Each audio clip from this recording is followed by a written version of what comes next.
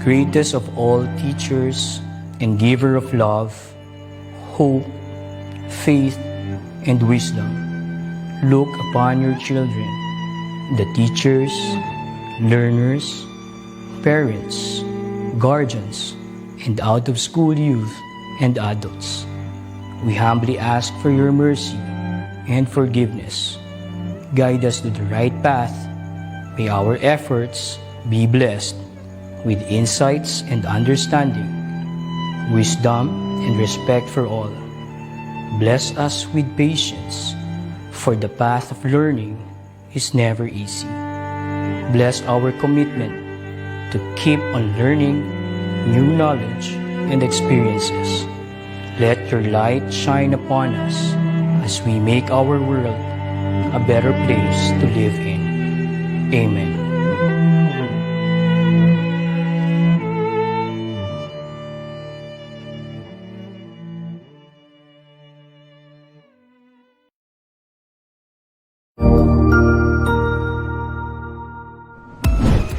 DepEd Vision. We dream of Filipinos who passionately love their country and whose values and competencies enable them to realize their full potential and contribute meaningfully to building the nation. As a learner-centered public institution, the Department of Education continuously improves itself to better serve its stakeholders. DepEd mission: to protect and promote the right of every Filipino to quality, equitable, culture-based, and complete basic education where students learn in a child-friendly, gender-sensitive, safe, and motivating environment. Teachers facilitate learning and constantly nurture every learner. Administrators and staff, as stewards of the institution, ensure an enabling and supportive environment for effective learning to happen. Family, community, and other stakeholders are actively engaged and share responsibility for developing lifelong learners. DepEd core values: maka-Diyos, makatao, makakalikasan, at Pagka tanggal nung video ni Mami Weng, automatic, ayan. Pacheck po yung audio nila, Sir Jeff, ha?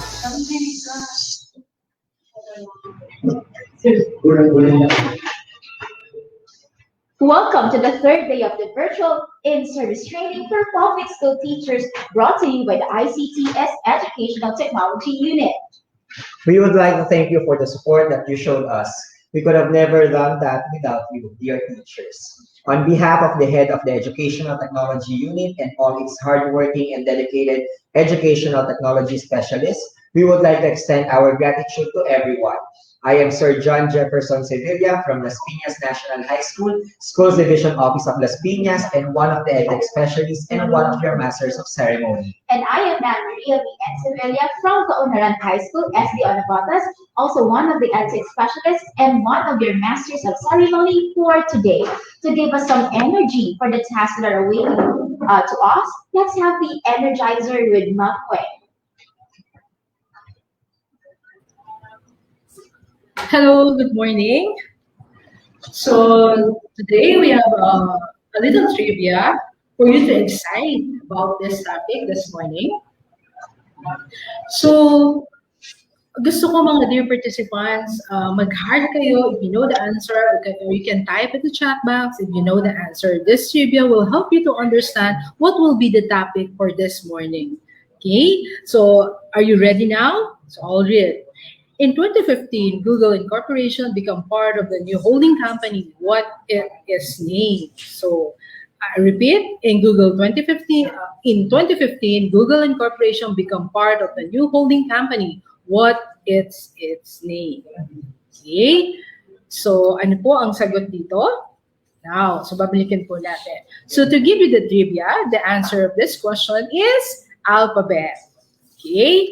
So another trivia, what is the name given to the different variation of the logo on the Google homepage that the company uses for different seasons or special day, such as holiday or birthday of famous people? Okay, letter A, Google, letter B, dongle, letter C, doodle, and letter D, doodle.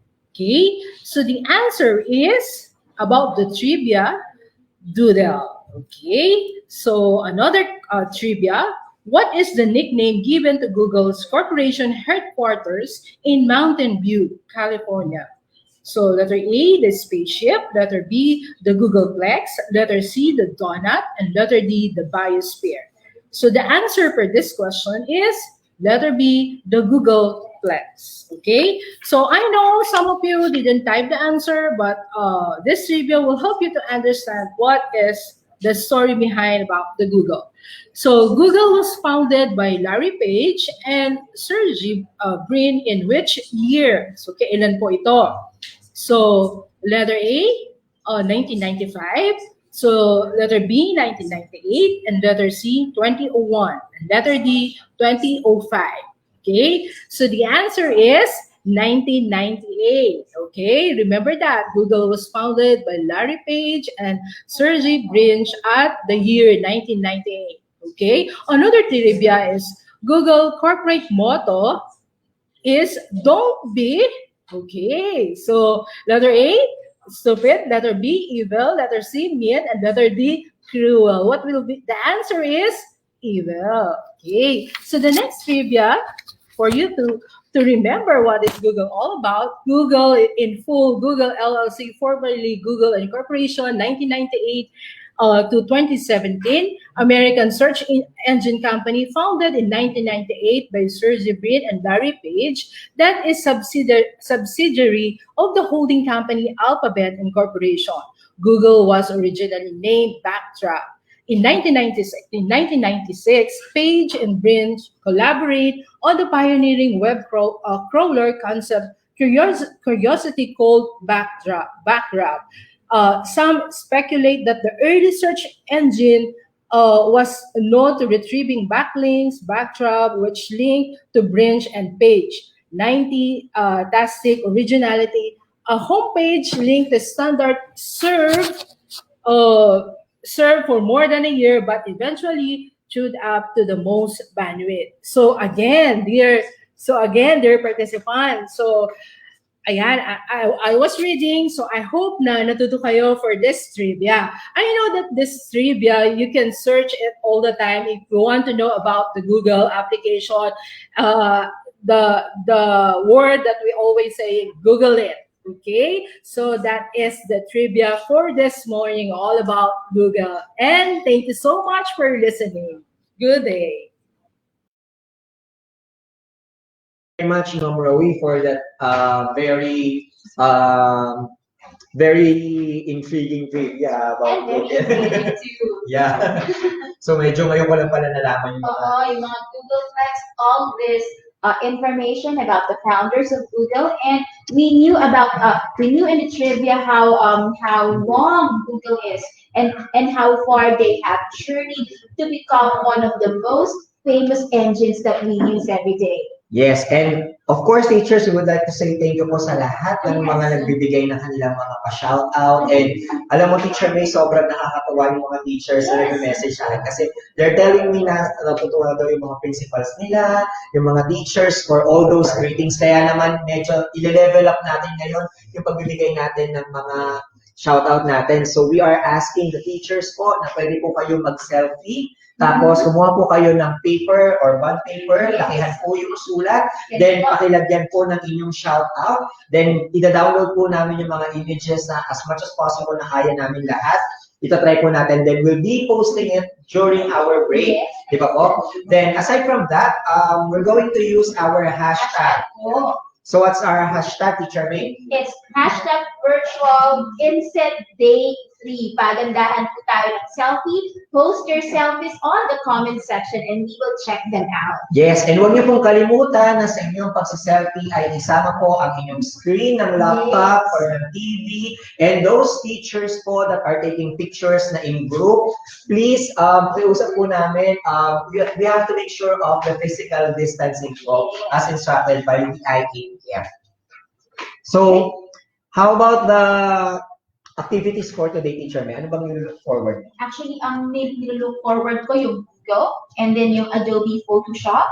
These are applications na araw-araw nating naririnig, but we still have to master these skills or master these applications because we know these applications will be very useful in teaching too. Yes, and also we would like to remind everyone po that the PDLMS will still be open naman. So those teachers who are not yet doing their attendance and not having their certificate of participation or recognition, you will have that naman po. Medyo kailangan na talaga natin bawasan yung search. And for further reminders and message po, let's have Sir Mark Anthony CC, the head of the ICTS ETU unit. Good morning to all of our participants who are currently watching.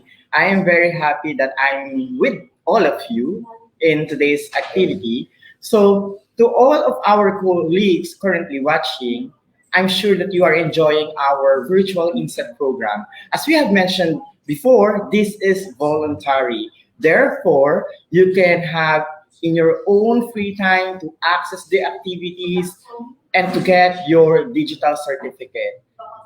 I am really happy with all of these things happening, but please be patient in terms of waiting or getting your certificate. We have a surge of users who are currently accessing until now the training.deped.gov.ph.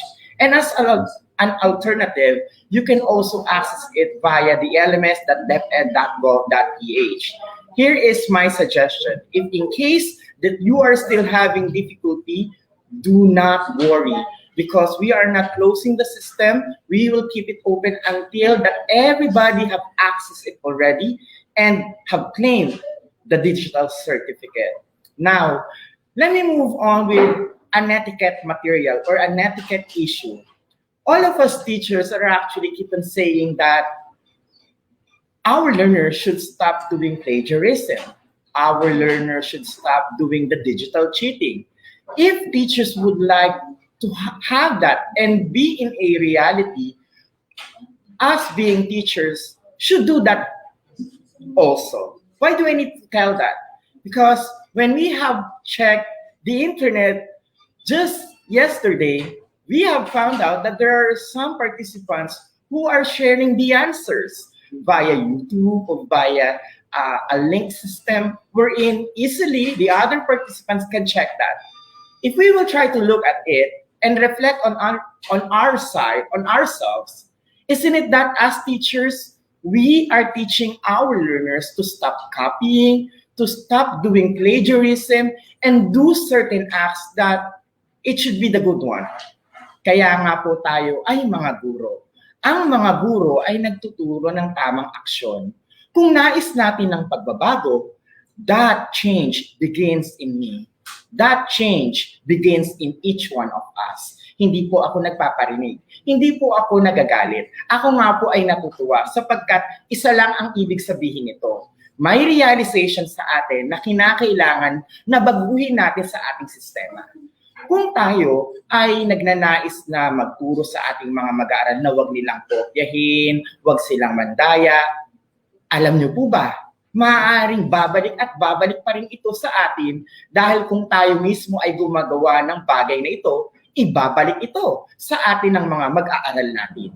Na-stress ka sa umpisa, patuloy ka pa rin masistress dahil hindi natutunan ang pag-a-apply ng tinatawag nating proper etiquette in handling these things using the internet.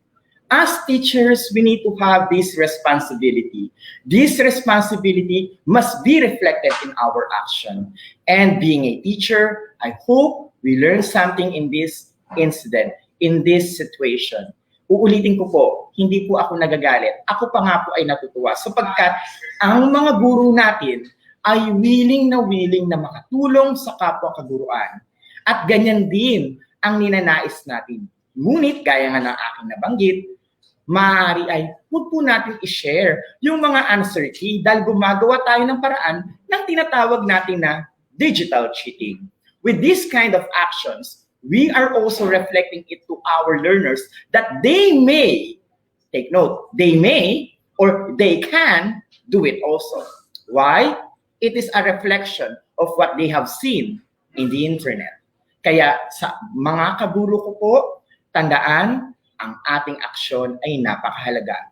If we want to have a collaborative effort to learn something new, one of it is being responsible users of the internet.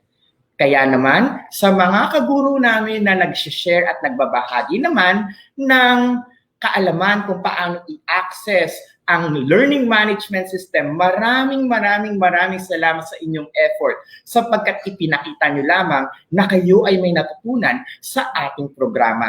Ito ay ating ipagpapatuloy dahil naniniwala kami na ito na ang simula ng empowerment ng sangkaguruang Pilipino. Walang maiiwan, walang mahuhuli. Ano man ang age bracket natin, ano man ang subject na hinahandle o grade level, pwedeng-pwede tayo sa educational technology. And with that, congratulations mga kaguro. Inyong pinakita ang husay at galing ng mga gurong Pilipino. Kaya, sa ating magiging mga sesyon, sa day 3, day 4, hanggang day 5, alam kong marami po kayong matututuhan. Huwag po tayong magmadali sa pagkuha ng digital certificate. Alam kong marami ang nasistress yung, Sir Mark, hanggang ngayon di ko pa rin po ma-access.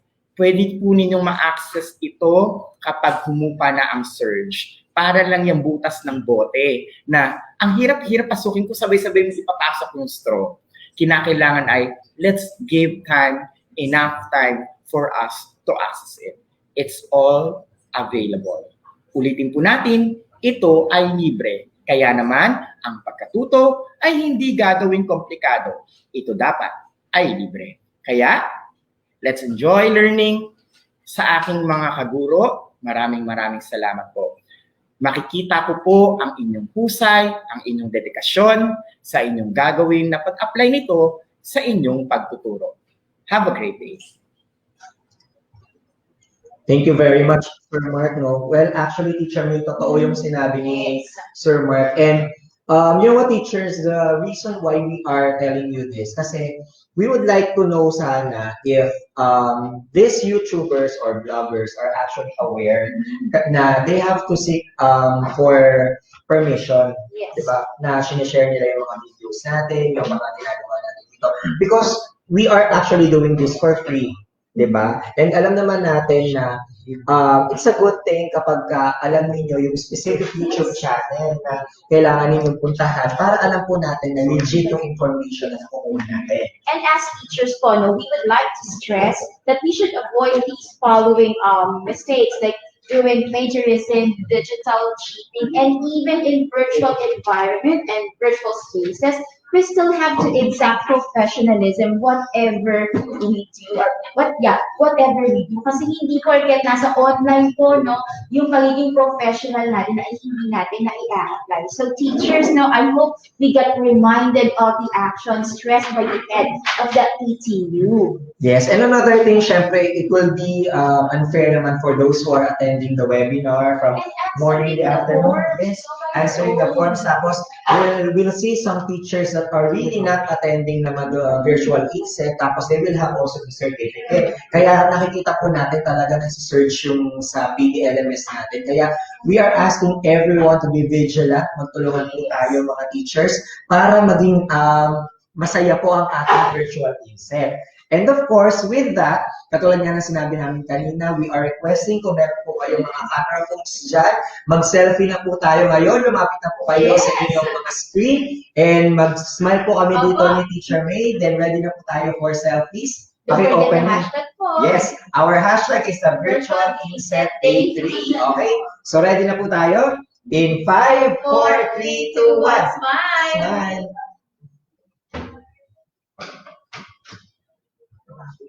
Okay, another set po. 5, 4, 3, 2, 1, smile!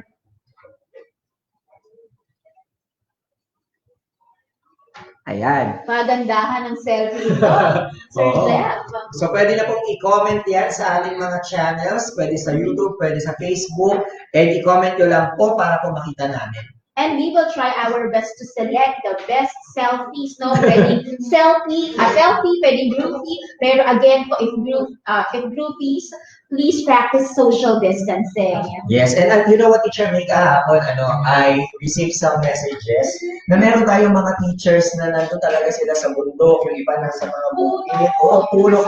So, we would like to remind po, no, baka kasi mamaya hindi maganda yung weather, may kidlat, alam naman po natin na medyo delikado yung ating mga gadgets sa ganyan. So, please take care po, always prioritize your safety po, kasi katulad ng sinabi namin, pwede naman pong balikan ito sa meron tayong team replay. And we appreciate po the extra effort that you put just to be with us virtually. Kaya mga guro, maraming salamat po sa pagbibigay sa amin ng effort at attention, no, para lang maka-join sa ating virtual INSET.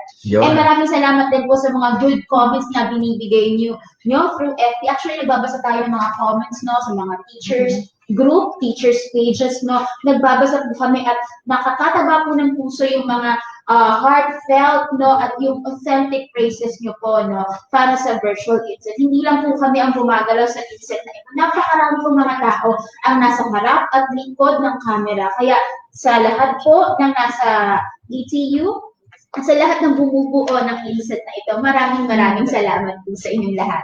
Ayun po. And with that also, no, so one of the main reason why we are doing this, kaya tayo motivated dito sa EdTech unit and as well as sa ICT, together with Director Abram Abalit, dahil napaka-supportive ng ating USEC, di ba? Yes. So we have a video that we're going to show you about blended learning together with our pride here from the DepEd Central Office. From the Office of the Undersecretary for Administration, USEC Alain Del P. Pascua.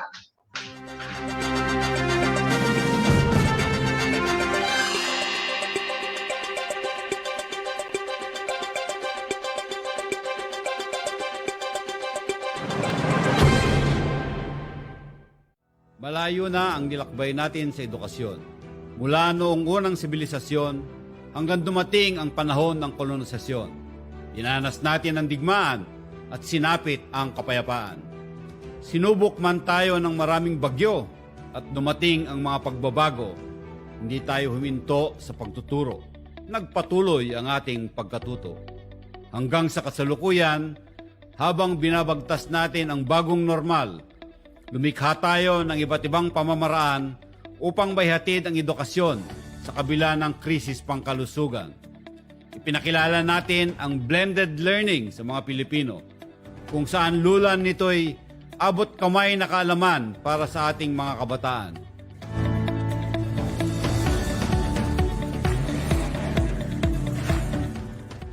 Sa anumang sitwasyon at panahon, DepEd Blended Learning ang ating magiging tugon. Pinagsama-sama natin ang 5 magkakaibang paraan ng pag-aaral. Reading is very clear about this. It's also encouraged that the learners do blending of the distance learning delivery modalities, meaning modules, DepEd TV, DepEd Online, DepEd Radio at Classroom. Sa pamamagitan ng mga pamamaraang ito ay masisiguro nating magpapatuloy ang edukasyon kahit pa may pandemya, kahit may armadong tunggalian o anumang uri ng sakuna sa ating bansa. Sa panahong hindi maaring gamitin ang ating mga silid-aralan, hindi pwede ang classroom instruction o yung face-to-face. Pwede pa ring manatili ang mga guro't mag-aaral sa kanilang mga tahanan at matuto pa rin gamit ang tinatawag nating modules. Ito ang una sa 5 paraan ng pag-aaral ngayon, kung saan printed materials o digital files ang maaaring gamitin upang matuto. Ang printed modules ay binubuo ng self-learning materials o SLMs, textbooks, supplementary reference materials, activity sheets at guides. Yan yung mga naka-imprenta. Samantalang ang digital files naman ay mga soft copies ng mga printed modules, mga episodes sa TV at DepEd Radio, yung mga Open Educational Resources o OERs. At lahat ng yan ay nakapaloob sa USB plus disk o hard drives or hard disk o nakasave sa mga CD o DVD na dinidistribute sa mga bata. Kung may telebisyon naman sa tahanan ng mga guro't mag-aaral, maaaring isabay ito sa paggamit ng modules. dahil ang mga araling nakasulat dito ay nakasunod sa bawat episode ng DepEd TV. Pwedeng subaybayan ang mga leksyon ng ating teacher broadcasters sa IBC 13. Nandun yung DepEd TV.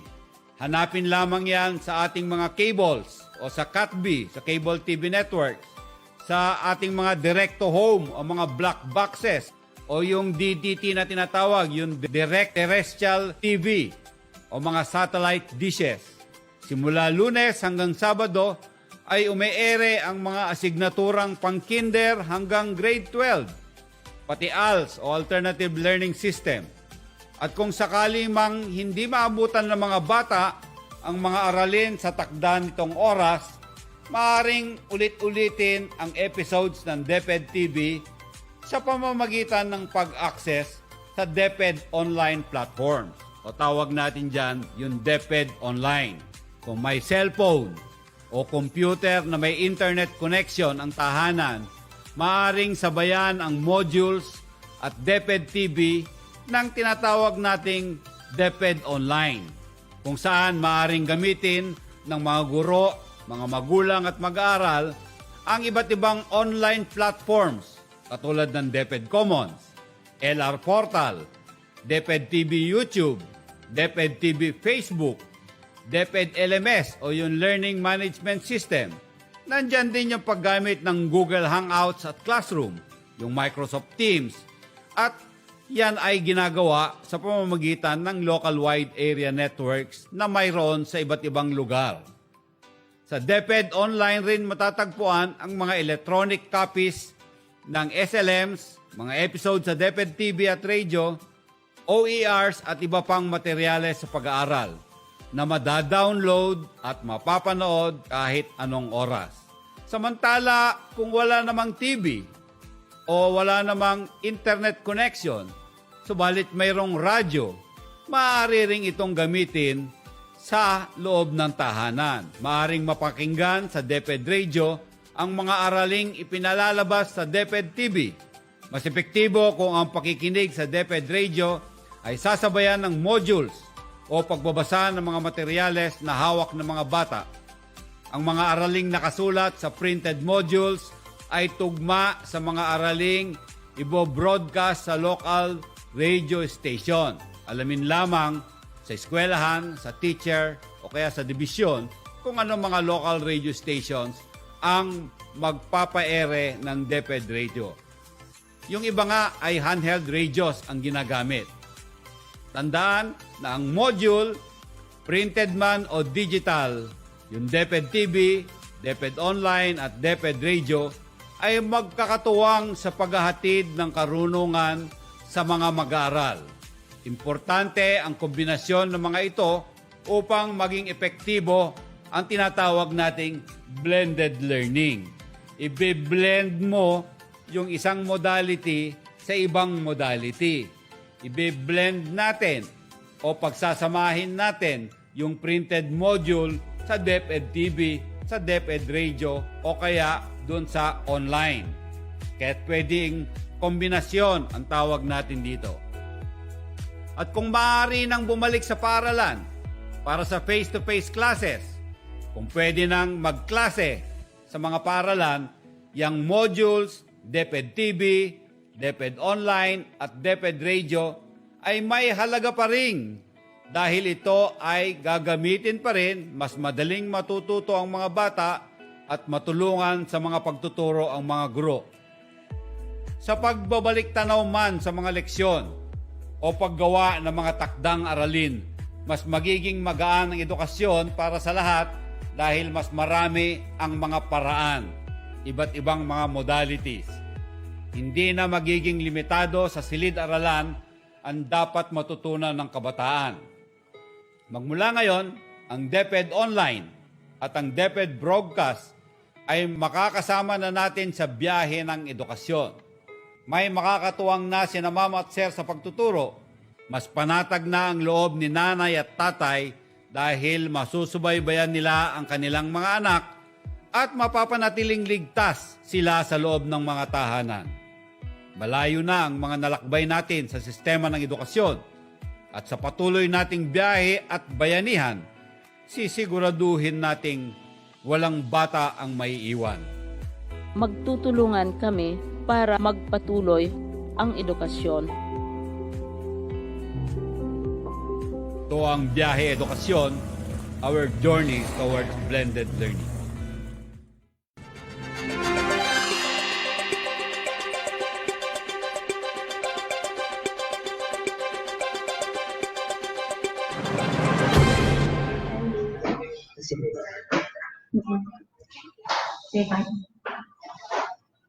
Again, welcome to the virtual INSET brought to you by the ICTS Educational Technology Unit. We are also live on DepEd Philippines and on Educational Technology channel on YouTube.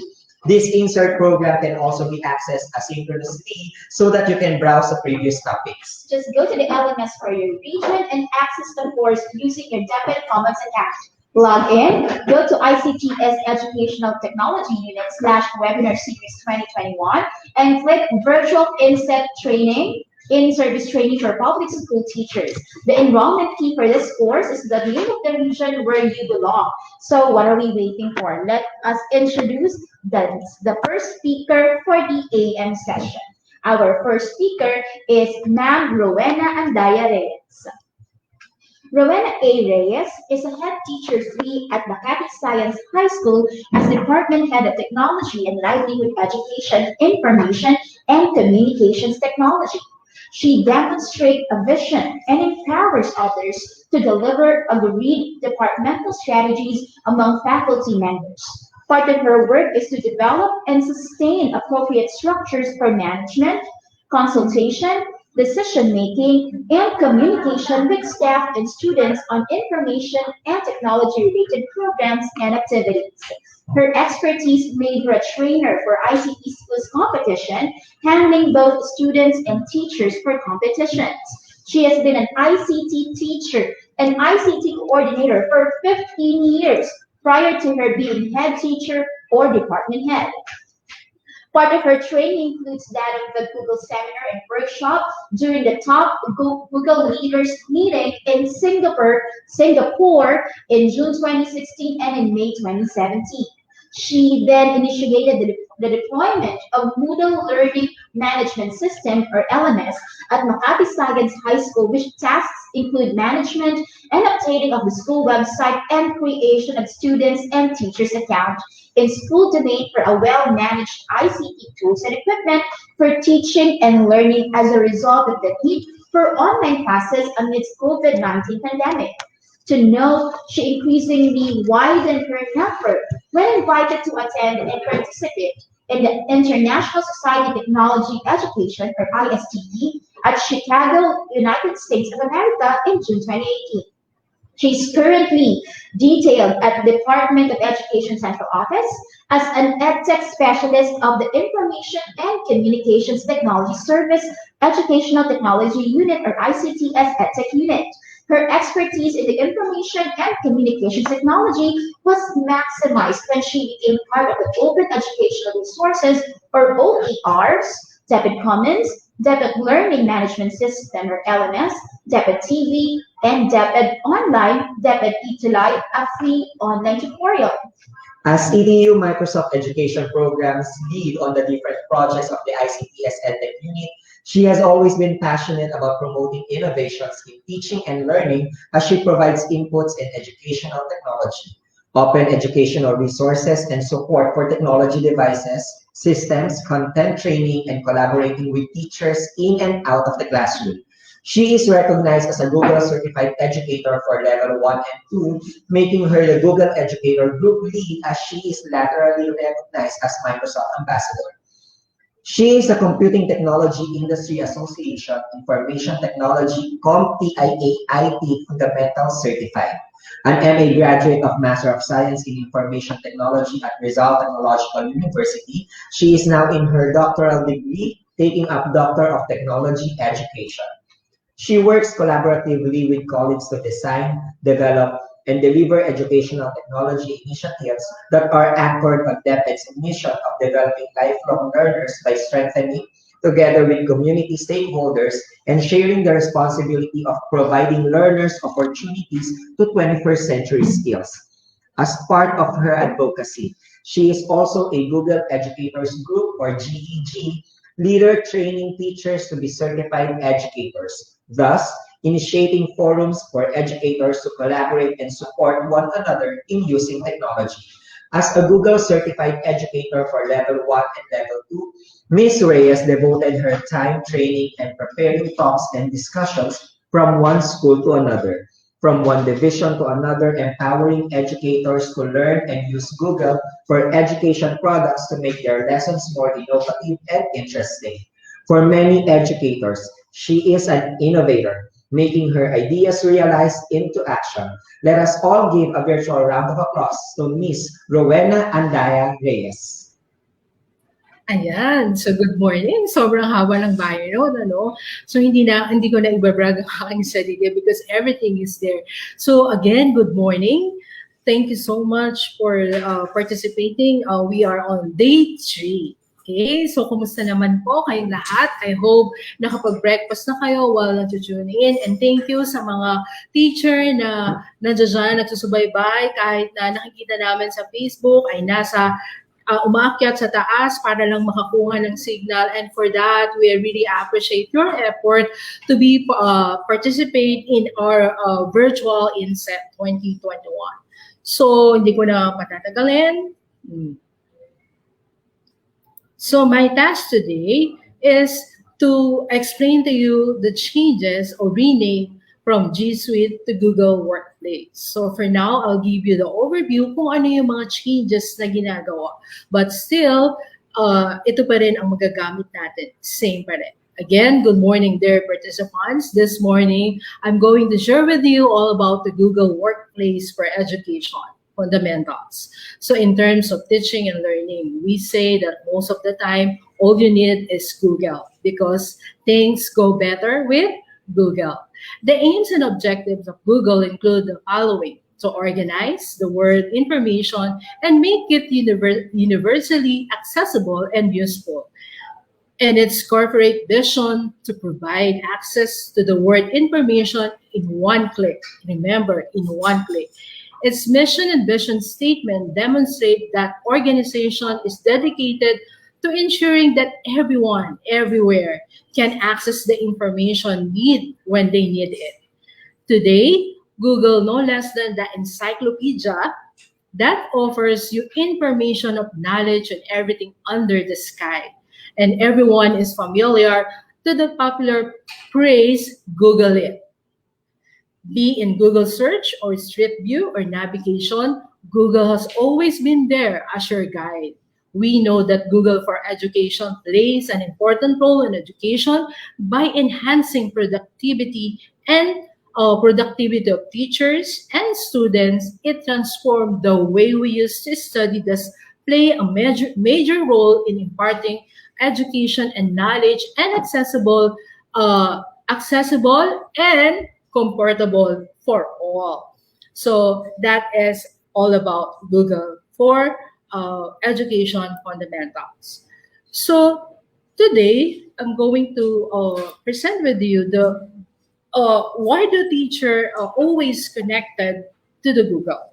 Okay, because Google wants to bring the best of Google for education. That lahat tayong pong teacher kailangan natin matulungan ang ating mga learners kung paano yung nangyayari ngayong pandemic. Sabi nga ni Yusek kanina, malayo na ang ating nalalakbay. And because this journey, we have nahawakan natin yung different platform. So nagbigay siya ng different platform. Now, isa lang si Google sa platform na ginagamit ng mga guro sa pagtuturo.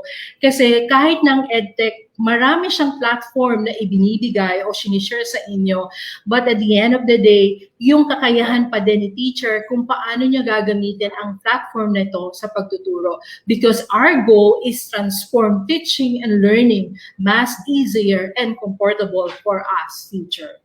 And nowadays, schools are slowly looking technology as opportunity to develop teaching method and resonate with students on the technology level, regardless of age. So, kaya yung mga nag-retire because they cannot catch up with the use of technology, we said that regardless of age, pwede nating pag-aralan. So I remember yung mga person na meet ko, they love to browse on social media kasi it's easy to use. Everything you know, all you have to do with the appraise, Google it.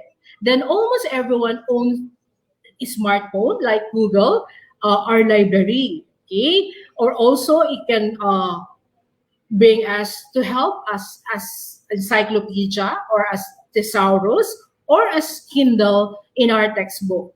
So there are times na technology also has the power to transform teaching by ushering in the new model of connecting teaching. This model links teacher to their students to professional content, resources, and system to help them improve their own instruction and personalized learning. As cited by Google CEO, technology alone will not improve education, but it can be a powerful part of the solution. So again, I remember nung wala pang pandemic, so sinasabi natin that technology is always there to help us. Nung nagkaroon ng pandemic, mas nagagamit pa natin ang technology. And we use different platform in teaching and learning. So kung saan mas nagamit natin ang platform ni Google. Okay?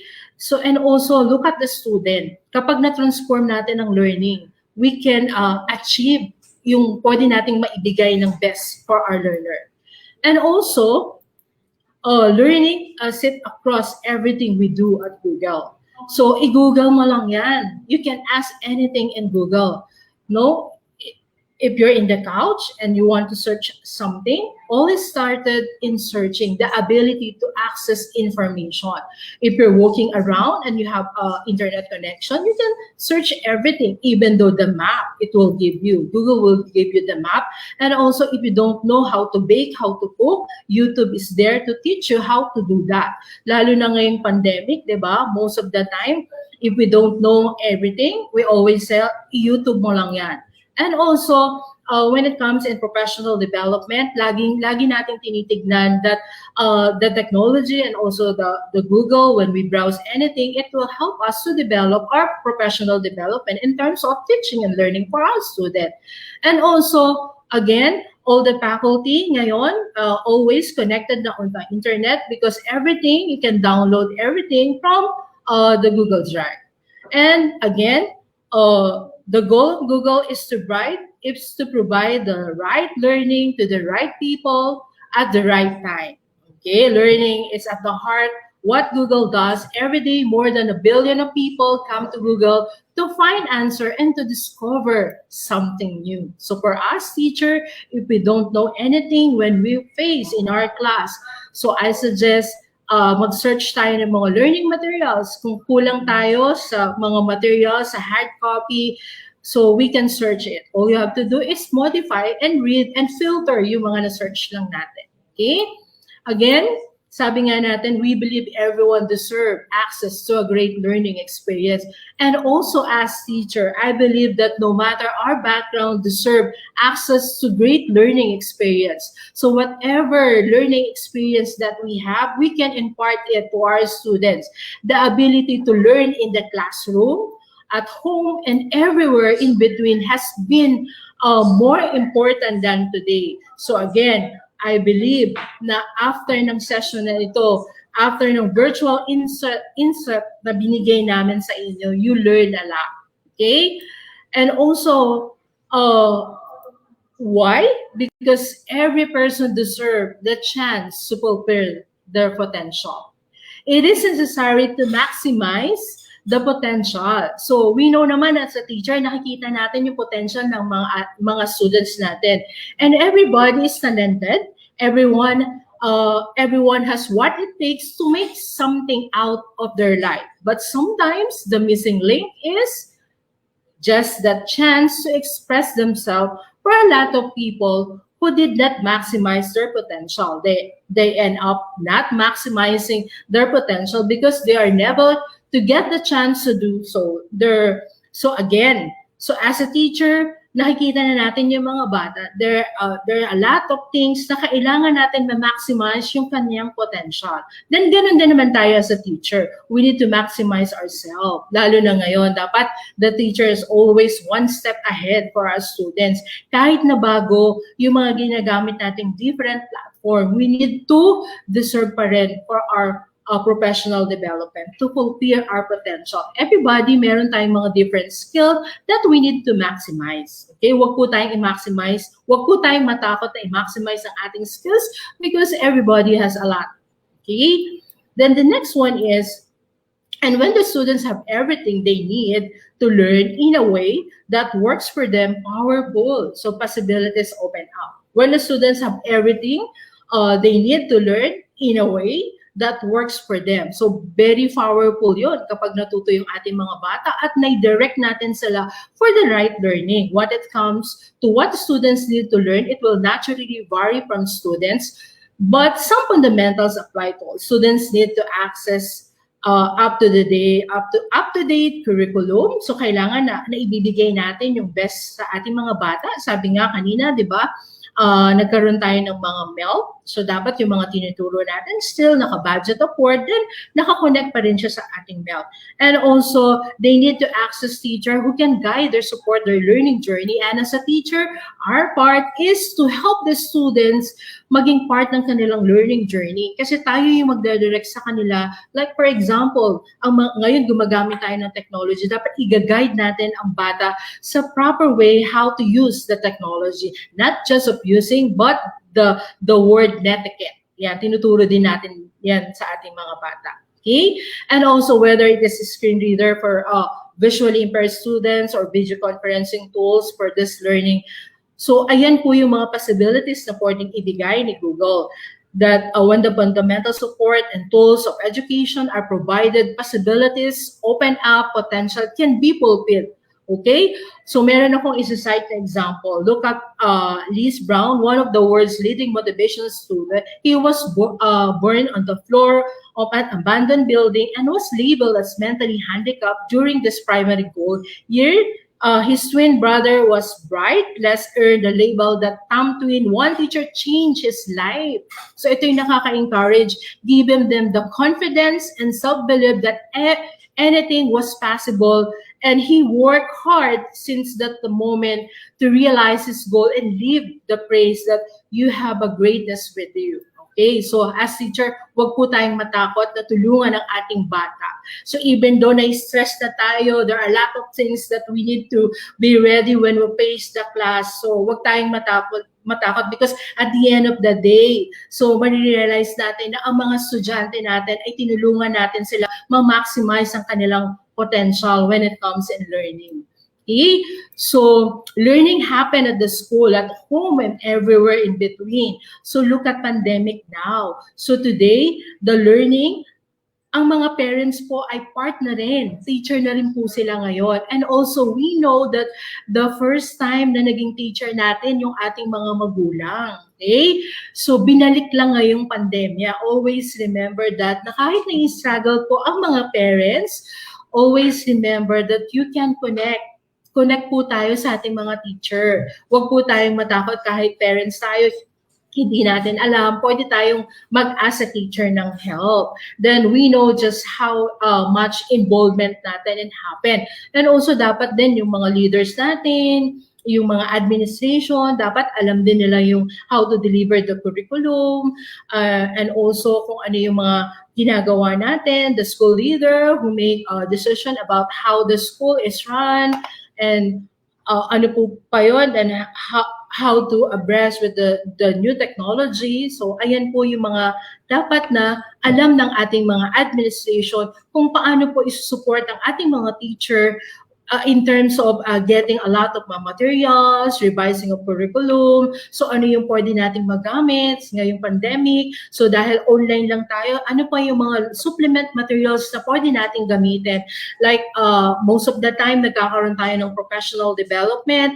So bakit ba natin ito ginagawa? Para ma-equip pa ang ating mga teacher, and also not just equipping but teacher to maging confident sila when it comes in delivery. So delivery in terms of mga materials na pinoprovide, and also confidence sila in teaching another software na pwede nilang ibigay sa kanilang mga estudyante. And also the parents and guardian who provide the home-based support. So dapat lagi tayong support. And remember that learning happens at school and home and everywhere in between. Okay?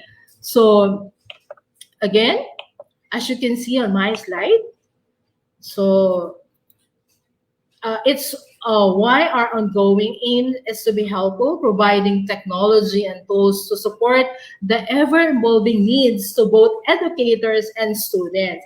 It's our driving goal to help educators. So ayan naman po ang ginagawa namin to transform teaching and learning for all, and that means providing a platform for each school to have the time, tools, and materials they need to create impactful teaching and learning environments that are right for every individual students. Again, to empower educators with the means to create innovative and impactful teaching environment to drive outcomes for every students, no matter who they are, where they are learning from, or what their individual goals might be. Okay, so there are a lot of teaching of materials, resources, the Google platform, the Gmail, the Drive, the Meet, the Classroom. So ayan po yung provided ni Google for us teacher na hindi lang tayo mahirapan when it comes in online, but kailangan din the everyday our task is mag-level up pa tayo and using this different platform. Okay, so it is why going to be a helpful, providing the technology tools support that ever-evolving needs of both education and teacher. So Google is there to provide everything you need. Kahit na nag-change po from G Suite to Google Workplace, ayan. So ano ba ang goal nila? Para mas maging convenient, para as simple as that. So magagamit natin ang platform ni Google when it comes in simplicity. Okay? Simplicity mas better. So again, enable education leader to use the Google for Education application extensively for what? So supercharge students' outcomes. So ano ba yung mga binibigay natin sa ating mga estudyante? Then keep data private and secure. So pag gumagamit po tayo ng mga platforms, kahit na nabago na from G Suite to Workplace, again, same pa rin yung mga ginagamit natin. And we can choose, customize, and scale, create value of all level. Instructions, transforming, harness, potential education, technology, and achieving students' learning outcome. So, ayan po yung mga ibinibigay niya. Enable education leader to improve. Okay, or it is easy to collaborate and to create our teaching a love for Google Classroom. So ako, even us, kahit na nasa EdTech na kami, I use pa din Google Classroom. Okay, so again, empower every educator to gain impactful teaching time. So Google has given us platform to all to learn together and enable greater collaboration. Teacher might set it up initially, but the students are so excited about things able to collaborate that they are the ones driving it. So again, so kahit tayo teacher, kahit na alam natin na sometimes stress tayo because of the internet connection. But again, so we need to empower us and also our students to deliver continuous learning from anywhere as long as they have internet connection. So collaborate with peers and stakeholder, build better school-home relationship and access training and professional development. So we should empower every educator. So that's why the EdTech people, the EdTech unit will here to empower every educator. So kaya naman po, nagkaroon kami ng virtual INSET is to help teacher, ano pa yung pwede namin i-share sa inyo. Okay? So another is to equip every student. So kailangan nating equip yung mga bata, not only the teacher, but also we need to equip every students because again, sabi ko nga kanina, every students have the potential that we need to maximize that skills. There has been a massive improvement in students' performance. Yan, strengthen connection with educators. So provide what they need to thrive. Foster future skills with lesson daily content, create inclusive environment. So again, teacher, we strengthen communication and pathway between educators and learner, connect with students everywhere they are learning from with. Okay, ang ginagamit natin when it comes in meeting our students, we use Google Meet. Okay, kahit na wala tayong face-to-face, but we use Google Meet to share yung ating mga lesson sa ating bata. Kahit hindi natin sila nakikita, but at least ginagamit natin ang platform, let's say the Google Meet, to meet our students. Okay? So another thing is involved every day. So we see year-over-year improvement in students' performance. That's attribute to the instructional model of our school. So nakikita natin that the advantages of using Google innovation. So nakikita natin may mga changes na nagaganap, may mga changes na sa ating teaching and learning, pero nakakatuwa kasi nagagamit pa rin ng mga teacher. And kahit na may mga latest features na madi-deliver seemingly to the user when sa atin po as teacher, continually improve students' outcome. So, kung ano yung na-improve natin when it comes using this online, na ibibigay din natin sa ating mga bata. Use insight and analytic to track progress.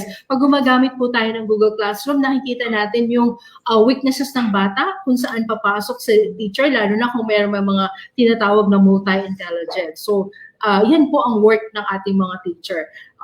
Yan. So, now, bringing the best of Google for education. So bringing the best is to deliver differentiate and engaging learning experience that promote collaboration and creativity. You know naman that the Google Workplace for Education, kahit na nag-change ang kanyang pangalan, still wala pong nabago.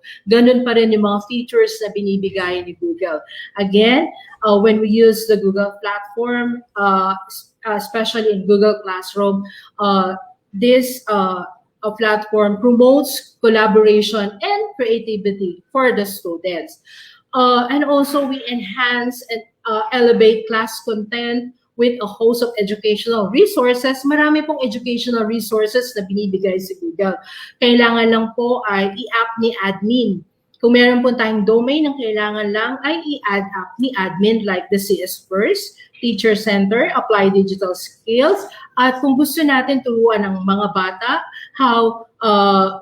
how to be an internet usam, a proper use of internet, a proper use of netiquette, using online. Meron pong curriculum si Google na pwedeng ibigay sa inyo. Curriculum na po siya, pwede nyo na po siyang ituro. Yun po yung Be Internet Usam. Okay? Yan po yung tinatawag na digital citizenship.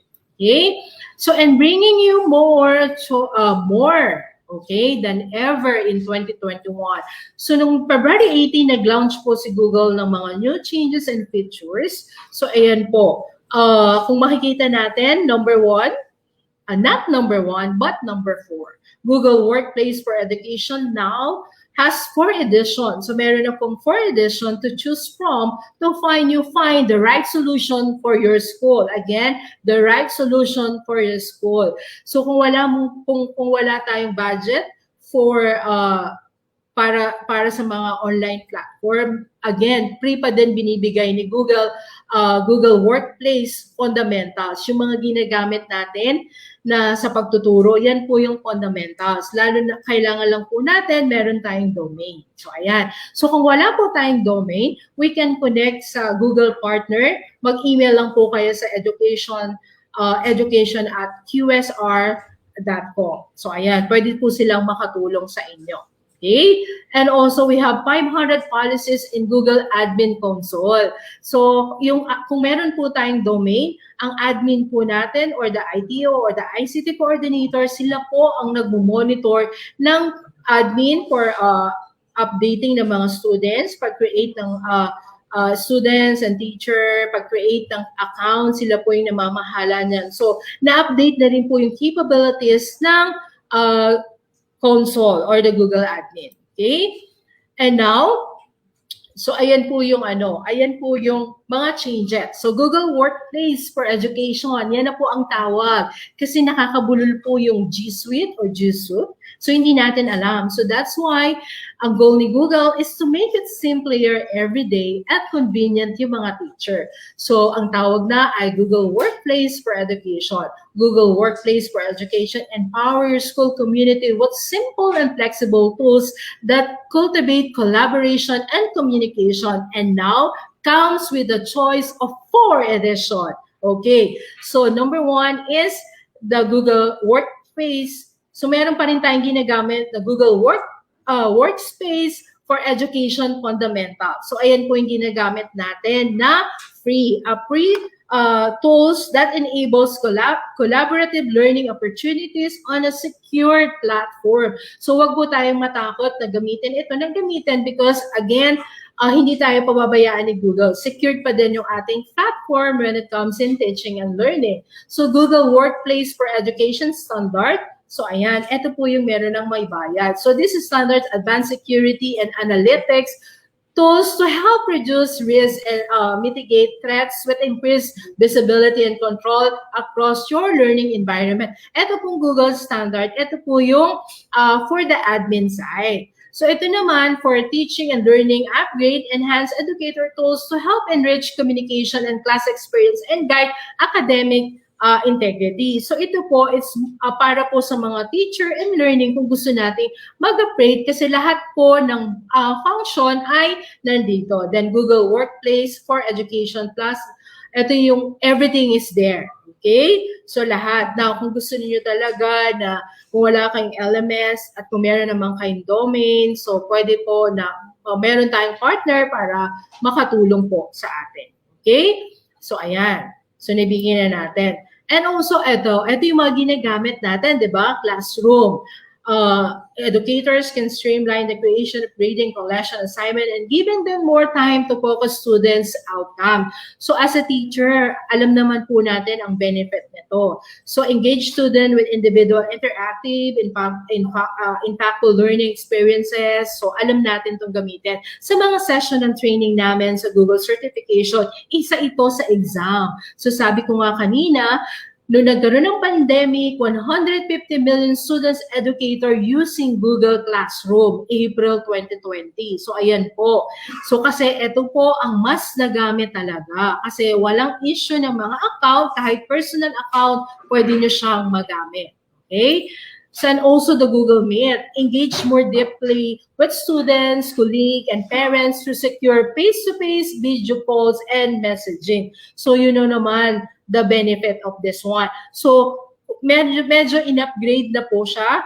Okay? Kaya lang medyo may price din siya. But again, so 100 pa rin po ang binibigay ni Google Meet para sa education fundamentals. Then by number, Google Meet is connecting people in 230 countries and territories. So ayan po. So again, sa mga exciting new features, may mga magaganap na pong changes. Okay? So bukod sa changes, ang issue po dati ay sound. So meron po akong papakita. Pasensya na, picture ko yung nandiyan. So meron po tayong tinatawag na dito yung tab. So yan po yung bago. So ilalagay niyo po yung inyong mga video presentation dun sa tab, then i-share niyo na po para yung issue ng sounds, madali niyo na pong ma-present sa mga students niyo kung meron kayong sounds na pinapakita. Okay? So again, all you have to do is to one level step for your students. We need to upgrade our skills in using that technology. Kahit nandiyan na yung technology, kailangan pa din po nating aralin. Okay? So again, the benefit of Google Forms, alam naman din natin yan. Pero ngayon, may mga changes na rin po siyang nagaganap. Okay? So because of our time constraint, sa mga susunod na session, kung tayo po ay merong session, yan po yung i-workshop natin sa mga susunod. Pero again, mayroon din pong nalagay ng mga features for the new workplace education fundamentals. And also the assignment, teacher can quickly secure, create, analyze the grade course with LMS. So ayan, meron na po siyang reports, make it easy. So meron na po siyang tinatawag na ano po yung tinatawag? Originality report. So, pwede na yan, lalo na tayo, meron tayong DepEd account, yung ating drive, meron ng mga priorities, pwede na mag-create ng workplace. So another thing, pwede na natin gamitin yung originality report. So para ma-cite, turuan natin yung ating mga bata na i-cite yung mga kinuha nilang mga research. Dapat kung tayo teacher, kung kumukuha tayo ng mga content from YouTube o from Google search, dapat authenticity, we need to cite the author kung sino man yan. Okay? So ayan po. Then we can create rubric. Okay, we can reuse the assignment, the rubric for the assignment, lalo na po sa mga English teacher. Yan. So ito po ginagamit ng student, yung Socratic. You can download it to inyong mga smartphone. So the benefit of this one, student can use Socratic for quick answer when they don't have direct access to their teacher. Promise, makakatulong po ito. Okay? And also, why Google for Education? At Google, we believe access to great learning experience and something that everyone deserves with Google for Education. We want to help transform teaching and learning so that every student can realize their full potential. Again, 150 million Google Classroom user, so and also 40 plus million Chromebook user, and then 170 million Google Workplace for Education user. So ang dami na pong naganap. Okay? So again, what's new? Ito na po yung bago. So meron na po tayong recent update across Google for Education product. So kasi nakita ni Google na kung maganda na yung ginagamit natin, mas ginawa pa niyang seamless. Okay? So, in 2021, Learning with Google product announcement, nagkaroon po siya ng announcement. So, ito po yung Workplace for Education. So, we have ito po yung pre-edition. The pre-edition is the Google Workplace for Education, a pre-suite of tools that enables collaborative learning opportunities on secured platform. So, ito po yung may mga paid version. So, syempre, pagka may paid, may additional function. Okay? So, ito po yung per standard, mostly for the admin tool. So, teaching and learning, and this one for the enhanced educator tools. So, additional din po is the Google Workplace for Education Plus. So, ito po yung mga talagang lahat nandoon na. Okay? So, syempre, again, kumbaga, mabait pa din si Google. Kung walang budget ang school, pwede natin magamit ang Google Workplace for Education Fundamental. Again, kung nasanay na kayo ng Google for Education o G Suite for Education, same pa din siya. Okay? Naiba lang yung mga icon. Okay? So, ayan. Then, ayan, meron na po siyang mga login. So, meron po akong papakita. Bibilisan ko na lang. So, itong educational fundamentals. So, the admin opens one to better understand. So, pag gumagamit po tayo ng Google Fundamentals, dapat po tignan natin, makiusap tayo dun sa ating ITO or the ICT coordinator na idagdag yung mga different application na pwede nating magamit sa ating pagtuturo. Sometimes, nagkakaroon po ng issue because continually yung process. Like for example, March 21 pa po, ilalabas yung debug issue with Classroom. Okay? So, ibig sabihin, kahit na naririnig natin na may changes, ongoing pa din yung process ng pag-change. Okay? So, ayan. Ayan yung mga issue. Okay? So, ayan. Meron po akong nilagay na color coding. So, pag sinabi dyan, Education Fundamentals. And that is free. Okay? So, ito naman po, on March 21, ina-launch na rin po yung expert activity, yung mga report on classroom usage, engagement. So, ayan, para na po siya, ilan na po yung pumapasok sa Google Classroom, ilan na yung kumukuha ng quiz. Ayan, yan po yung mga tools na pwede nang magamit. Pero ito po ang paid version. Merong education standard at nasa education class. Ayan.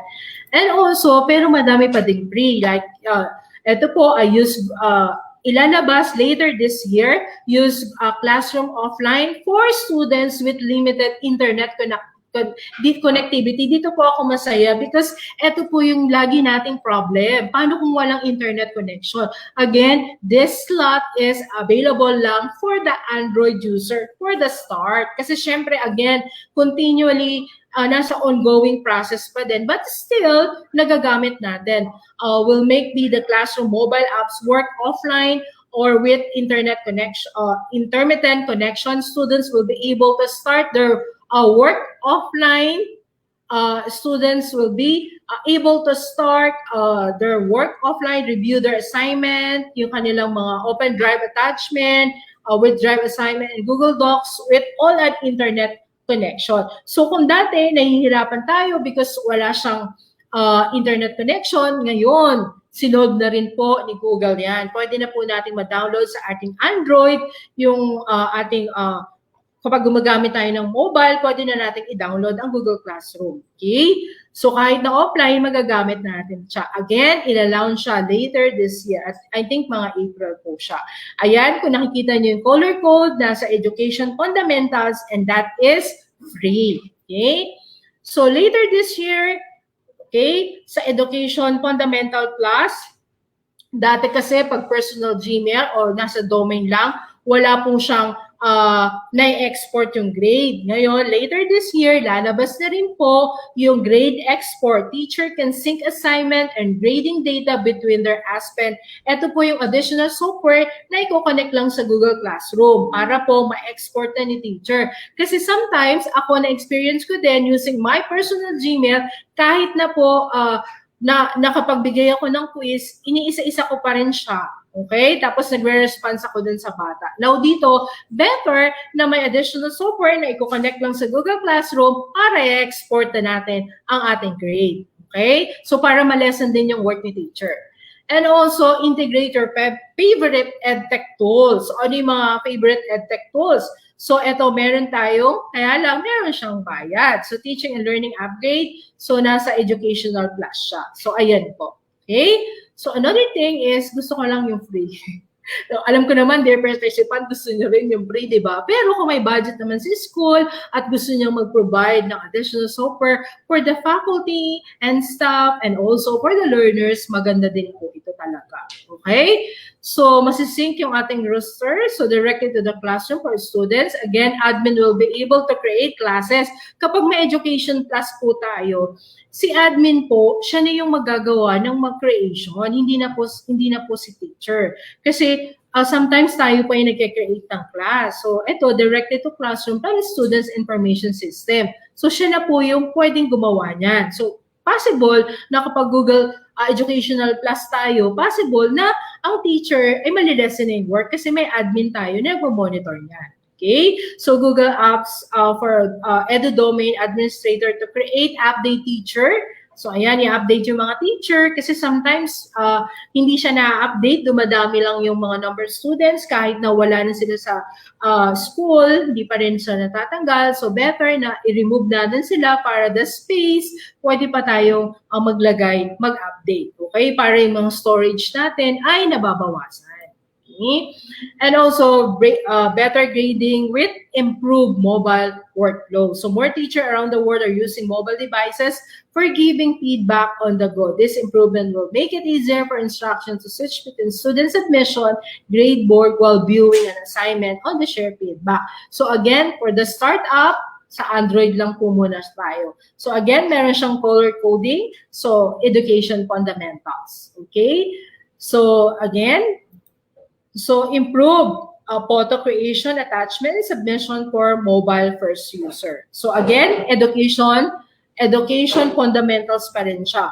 We'll be making it much easier to submit photo in classroom, includes scanning, homework, combined image in the single document, cropping or rotating. Sometimes ito yung problema natin pag gusto natin mag-picture, sometimes parang ang hirap mag-attach.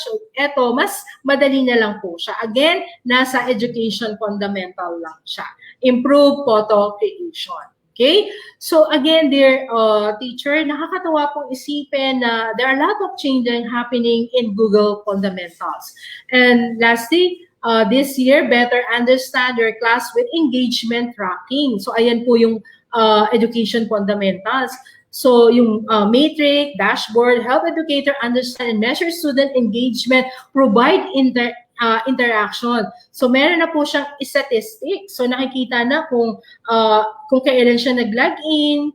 So ayan, kailan yung latest submission. So nakikita na rin po kasi yun yung kulang before. So basta pagka nag-submit na sila, makikita na lang na naka-turn in. So ibig sabihin, naiintindihan ni Google kung ano yung mga dapat nilang i-change, yung mga naintindihan nila yung kung ano pa yung mga dapat nilang baguhin for us teacher na mas as simple as that, mas naiintindihan pa natin or mas nasasanay na tayo. Tanungin ko kayo teacher, pagka nag face-to-face ba, I think gagamitin nyo pa rin ito kasi nasanay na kayo eh. Kumbaga, ang paggamit ng technology, na-solve yung inyong problem, na-solve yung hardship ninyo na kung titignan natin, everyday nagsusulat tayo before sa DLL. Kaya nga most of the teacher before magaganda ang sulat ng mga old teacher, yung mga traditional teacher. But nowadays, tignan natin everywhere, anytime. Pwede tayong i-download yung mga materials natin, pwedeng nandiyan lang, i-modify, then upload, hindi na problema kung saan natin isi-save. Pwede tayong i-download yung offline yung ating Google Drive, tapos ilagay natin yung mga important files doon. Then after noon, pag nakadetect na ng internet, masisync na siya. So ayan po, nakakatuwang isipin because any platform na ginagamit natin today, pag nag-face-to-face tayo, talagang may engage pa rin natin to at gagamitin pa rin natin siya. Okay? So again, pag gusto natin magturo ng CS First, this is a free introductory computer science curriculum. Teacher will be able to import student roster from Google Classroom directly. Ito po, pwedeng i-add ni admin yung CS or Computer Science First. Kung nagtuturo tayo ng mga computer programming na wala tayong materials, we can use this. The admin will upload this one or i-add sa ating console para magamit ng mga teacher. So again, dear teacher, nakakatawa pong isipin that this pandemic will help the teacher na ma-engage tayo sa different platforms. So nakakatawa, because of this, lahat na ho ng ating skills using a different platform. So again, dear teacher, so dyan po nagtatapos, I encourage you na lagi tayong one step ahead sa ating mga paggamit ng different platform.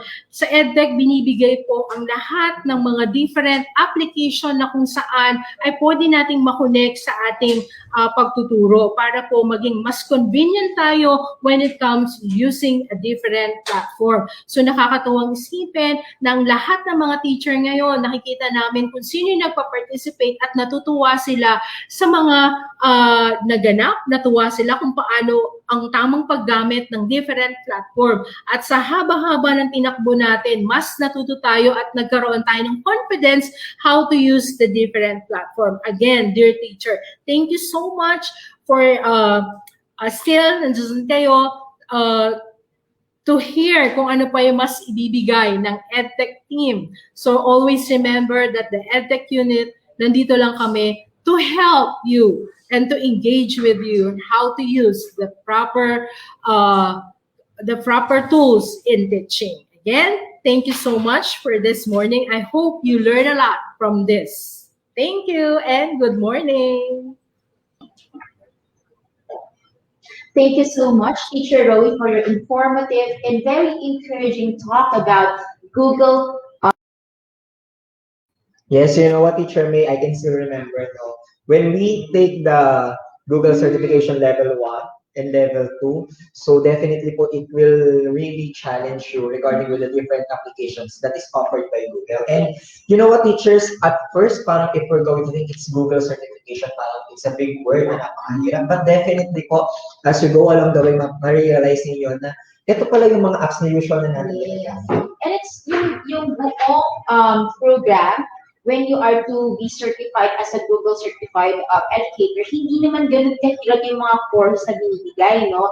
It's very, yung mga binibigay na questions and then yung mga scenarios, you can really apply it in the classroom. So parang you are learning Google products, but also you're learning how to apply these products correctly inside your classroom. Yes, if you can still remember, I don't know, Teacher May, kung napadaanan mo, but when we are doing our thesis, di ba, if you can still remember nung college, kapag meron tayong file, ilagay natin is thesis final. Susunod, thesis final na to. Susunod, thesis final na talaga to. So definitely, kung mapapansin niyo, sobrang dami natin mga ginagamit na file name. But with Google, ang nangyayari po is, pwede tayong mag-collaborate, di ba? So habang nagawa tayo sa isang file, automatic na sisave na din yung mismo document. I experienced po kung gaano ka-easy magkaroon ng collaborative work using Google Docs. You just have to share it, no, with your student's email address or share the link. Tapos you can have it as a public docs or document and then have your students to collaborate. Aside from that, no, yung efficiency ng Google Drive, hindi na po kailangan na mag-save like file 1, file 2, file 3 because as long as you have your internet connection, automatically nagsisave yung file. So there's no need to remember so many file names because kapag nag-save ka na sa Google Drive, it automatically saves. And what is a good thing to hear po, yung ating Google account na binigay ni DepEd, it offers unlimited storage. O saan ka pa?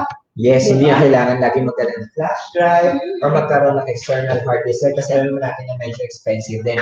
Then, also would like to remind you to get ready with your phones because later on we will be posting the QR code for the evaluation of our speaker for the AM session for the day 3. Now, we also would like to request yung mga questions po ninyo for our speaker, Teacher Rowie. You may now send it po. I know marami pong mga gustong i-clarify or may mga bagay kayo na gusto pang matutunan about products ni Google. So, Teacher Rowie is here with us to help you know these things.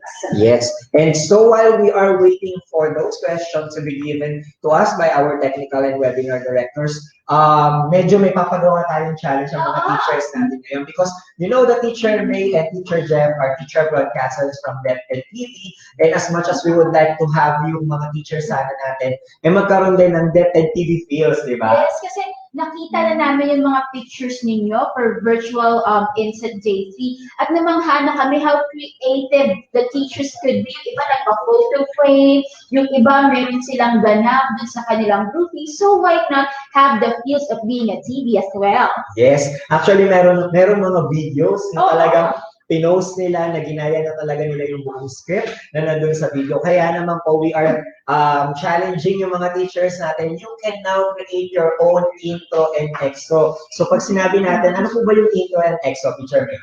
Yung intro po, yun po yung line, no, na sinasabi ng isang TV when he or she is about to begin the lesson. And how about the outro, Sir Jeff? Yes, the outro or the extra. Ito naman po yung mga last few words na sasabihin ninyo as your tag or pinaka-tagline ninyo as a teacher broadcaster para ito po yung natatandaan ng mga students natin whenever we're going to end our episode. Okay, so how about we give a sample intro, Sir Jeff? Yes, okay. So magsasample po tayo para at least may idea po kayo. So for TLE6, ang ginagamit ko po is, hello students, it's now time to learn and explore life with technology and livelihood education. I'm your TLE buddy, Teacher Jeff, and you're watching DepEd TV. Ang galing, di ba? Ni Sir Jeff sa kanyang intro. Okay, and this is how I do my introduction on for English 5. So don't go away. I am Teacher May, and I will be with you every step of the way. Ayan, very good. Ang galing. So definitely mga teachers, huwag po kayo ma-overwhelm kasi kami rin naman ilang beses namin practice yan. Opo, and a QA yan. So definitely, pwede po kayong gumawa ng mga sarili niyong ganyan. Then mag-post na po kayo. We are encouraging everyone. Huwag po kayong matakot. And we will try our best to select the best videos po, no, ng mga TV feels. Yes, at ipapalabas natin yan dito sa ating Facebook Live and as well as ating sa YouTube channel. So ready na po ang ating mga questions. Okay? So while we are waiting for the questions, we also would like to give thank you po dun sa mga teachers natin who are posting yung mga selfies nila. Ang galing, no? Ang galing ng mga ganap, ang galing ng mga gimmick. And we were amazed how creative we could be, no? Pati sa mga hashtags, pati sa inyong mga posts sa FB, no? Talagang sobrang kami na-overwhelmed with how creative you could be. Ayan. Kaya naman po, dun po sa mga teachers na wala pa pong selfie, ayan. So, pwede po tayong mag-selfie ulit para meron po kayong mga pa-shout out. Then later on, magpapakita kami ng mga samples while we are waiting for the... sige, magpakita raw po muna tayo ng mga samples. Excited na ako makita yan, Sir Jeff. Ayan. Okay. Ayan, maraming samples. Talagang sobra yung editing. Di ba talaga kapag yung mga teachers ang gumagawa, no? No? Para lang portfolio, napaka-creative na may design. Ayan. So, Since naka-share po yan sa Facebook, grab na po namin para at least yung mga shoutouts po din natin maging mabilis. Then later on, makaharap po tayo ng break. So, that's the time na pwede po kayo magpunta sa restroom, tumayo, mag-inat-inat ng konti, and we will be doing the shoutouts po during that time. Ayan. Thank you very much po sa lahat ng mga teachers na nag-participate. And thank you so much for sending your pictures and using the hashtag po. It's a way for us to know that you are participating actively, though in a virtual space. Ayan, maraming salamat po. So later on, itutuloy natin yung mga pa-shoutout. Sobrang dami natin share ng mga nagpapa-shoutout sa atin, no? Pero sige, pasingitin na natin to kasi it's a very important event. So happy Foundation Day, Ramon Magsaysay High School in Cubao. And to the teachers and senior high school department of Ramon Magsaysay, headed by their principal, Dr. Eladio Escolano. So special shout out to Sir Anthony Victor Capanta, who belongs to this school celebrating its Foundation Day. Happy Foundation Day po! Ayan. So ready na po ang ating mga questions. So we will be posing our questions. So Teacher Rowie, ready na po ba tayo? Okay. Ready na, Teacher Rowie. Ayan, thank you so much. Kasi po may mga, ang dami ko na pong binabasa ang message kasi po they are interested to be a part of Google certification. I believe so, Teacher. Sige, ano pong ating tanong? So we're now flashing our questions. We're trying to have it on screen. Okay, so our first question is from John L. Genovesa, Pagasawe Elementary School, Cebu Province. So the question, ma'am, is, what do you think are the pros and cons of Google Workspace for education, considering it challenges our teachers? Okay, so the question is pros. Actually ako, teacher din naman ako. So, ngayong pandemya, lahat naman po ay na-challenge because we're not used to gamitin lagi ang online because of the internet connection. Yun yung challenge. But the thing is, sabi nga kanina, nasusolve naman yung mga issue, yung mga challenges ng mga teacher. The DepEd, okay, I'll speak for the DepEd. So gumawa po sila ng DepEd TV. Yan. So para kahit pa paano yung walang internet connection at merong pong TV sa bahay, ay pwede silang manood ng mga lesson. And also, yung mga Google application na pinakita natin or the workspace, napansin nyo kanina dun sa presentation, yung continuous yung kanilang pag-innovate. Okay? Like for example, yung Android, pwede na tayo mag-download ng offline classroom. Okay? So, through that offline classroom, pwede nang magamit ng bata. Kasi the issue, alam naman, the internet connection is not the issue. Problema din siya ng buong Pilipinas, not the NCR alone. So lalong-lalo na sa mga last mile school. So the advantages din naman ay kapag online tayo, mas nalilesen yung hardship ng teacher. Kasi look at the scenario. Nagbibigay tayo ng mga modules. I'm not against of giving the module kasi kailangan yun. Pero kasi kailangan din naman na kahit may module, ay meron pa din tayo mga soft copies of that materials na kahit papano ay natuturuan din natin ng bata ng paggamit ng tamang technology. Like for example, pwede nilang i-copy from their smartphone kung halimbawa nasira yung ating mga module. Kung meron tayong mga soft copy, pwede sa ating Android basahin, pwede sa laptop, sa desktop. And also, yun lang po ang mga a little disadvantages, the internet connection. But again, that internet connection, the DepEd will help you. Meron mga TV, yan, meron mga binibigay na mga module. So at the end of the day, nagagawa pa rin yung best ng not only the DepEd, because as a teacher, naniniwala ako, ayaw mo na hindi mo maibigay yung best mo rin sa ating mga bata. Also, challenge, but nagagawa natin that challenge is considering na nagagawa pa rin natin ang ating mga best sa pagtuturo. Okay? So, ayan po.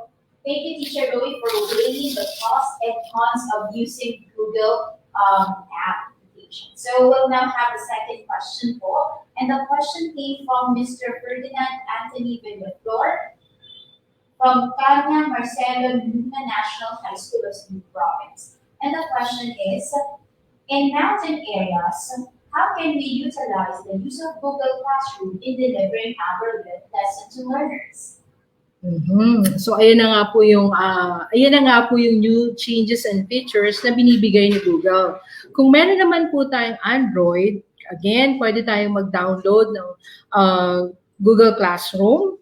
Then, yung Google Classroom na yon, sabi ko nga kanina sa presentation ko, pwede na natin magamit online. Within this year, lalabas na po yan. And kasama po yan ng education workspace fundamental na binibigay.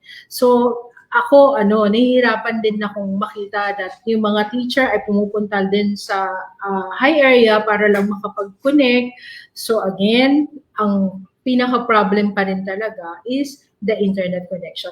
Pero kapag magagamit na natin ang Google Classroom, madali na lang kasi pwede tayong mag-update ng mga materials. Lahat ng materials na meron tayong soft copy, i-upload natin doon sa classwork kasi meron siyang tinatawag na materials, i-upload mo lahat, then you can assign it to your class. So, pwede kang makapag-create na kahit ilan ang klase mo, then upload that materials for your specific class. So, ayan po ang magagamit, ma-utilize natin na maigi. And also, pwede tayo, kung magpapaquiz tayo, pwedeng gumamit ng Google Forms for that. So, ayan, kung meron tayong presentation, pwede po mga group presentation, pwede tayong gumamit ng Google Slide. So we can use the Google Slide and we can share that slide deck sa ating mga estudyante. So ayan, may utilize natin. Kailangan lang po aralin natin kasi dapat makita natin yung kahalagahan ng paggamit ng technology. Hindi yan one click ay nandiyan na. We need to learn para mas confident tayo as teacher how to utilize this platform when it comes in teaching and learning. Ganun din po yung Google Classroom. Kahit ako din po, ginagamit ko rin po siya. Tapos nakakatuwa kasi kapag may quiz ka, automatic na makikita mo na ang mga bata ay nakapag-turn in na ng kanilang mga activities. So ikaw, teacher, all you have to do is monitor them. Okay? So ayun po, I hope nasagot ko po yung how to utilize the use of Google Classroom. Yes, thank you very much, Teacher Ruiz. Our third question is from Sir Raymark I. Benavides from Dr. Jose Laco Salonga High School from Nueva Ecija. So how can we assure the validity and reliability of the answers of our students using this Google Workplace? Okay. The validity, reliability of the answer of the students. Okay. So, the validity, again, teacher, tayo naman po ang nagbibigay ng ating test. Tayo yung gumagawa ng ating examination. So, while making the examination, nakikita na natin yung validity na binibigay natin sa paggagawa ng quiz. Now, pag gumagamit tayo ng Google Forms, yan, kasi one of the platform na pwede natin magamit sa pagko-quiz is using the Google Forms. So, pag gumagawa tayo ng Google Form, nilalagay natin yung ating mga quiz, dun po nilalagay yung mga questions. So, meron siyang mga different type, let's say about multiple choice, there are a lot of things, mga question type, multiple choice, checkbox, option. The reliability naman, kung ma-check natin, pwede natin makita, let's say halimbawa, ang lahat ng bata ay nag-turn in na after nilang mag-quiz. So ikaw, isi-set mo rin yung setting na dapat ang bata ay isang beses lang siyang magpo-quiz. Kasi pwede nating iset sa setting yon. Again, teacher, tayo pa rin yung magsiset ng setting doon. Hindi porket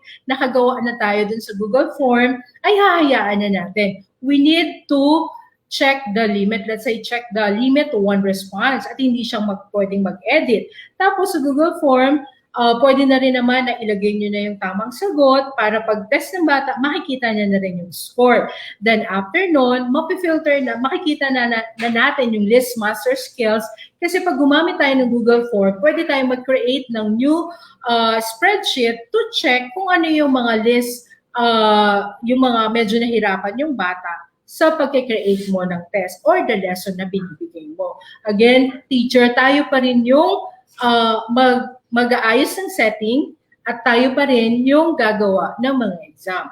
So again, ang Google Tools o Google Forms ay nakakatulong lang siya para mapabilis yung ating ginagawa At sa ngayong online, yan talagang ginagamit natin para ma-lessen ang paper. Alangan naman po na magbigay pa tayo ng mga papers, although nakasama din po siya sa module, pero ayan, yan po, proper setting din po. Tsaka i-check, kung nakita natin na, let's say, halimbawa sa question, mahina yung bata. So that's the time na papasok tayo para magkaroon tayo ng enhancement. Or, anong tinatawag dyan? We can do another review for that specific question na ibinigay natin.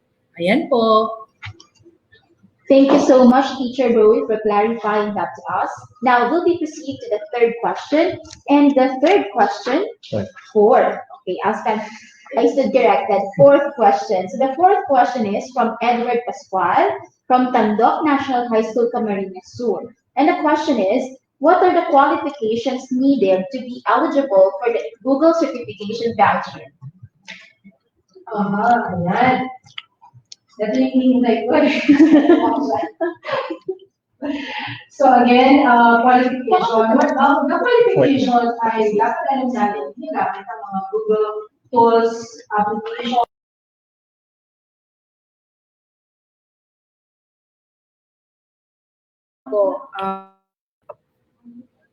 Okay.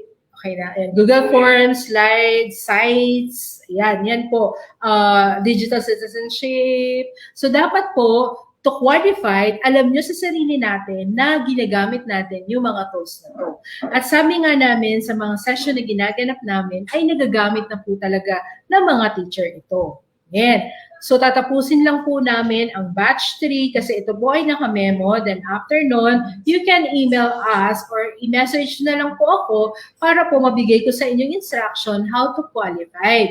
So again, this is for teacher 1 to 3 or yung mga nagtuturo talaga. Yun. So, dahil napapanahon ang pagkuha natin ng Google certification, napapanahon din na dapat i-level up natin ang ating mga sarili sa paggagamit ng different tools and application. That's the time na masa-certify na tayo. All you have to do is email us or PM nyo lang kami. Bibigyan ko na kayo ng instruction how to join this Google certification.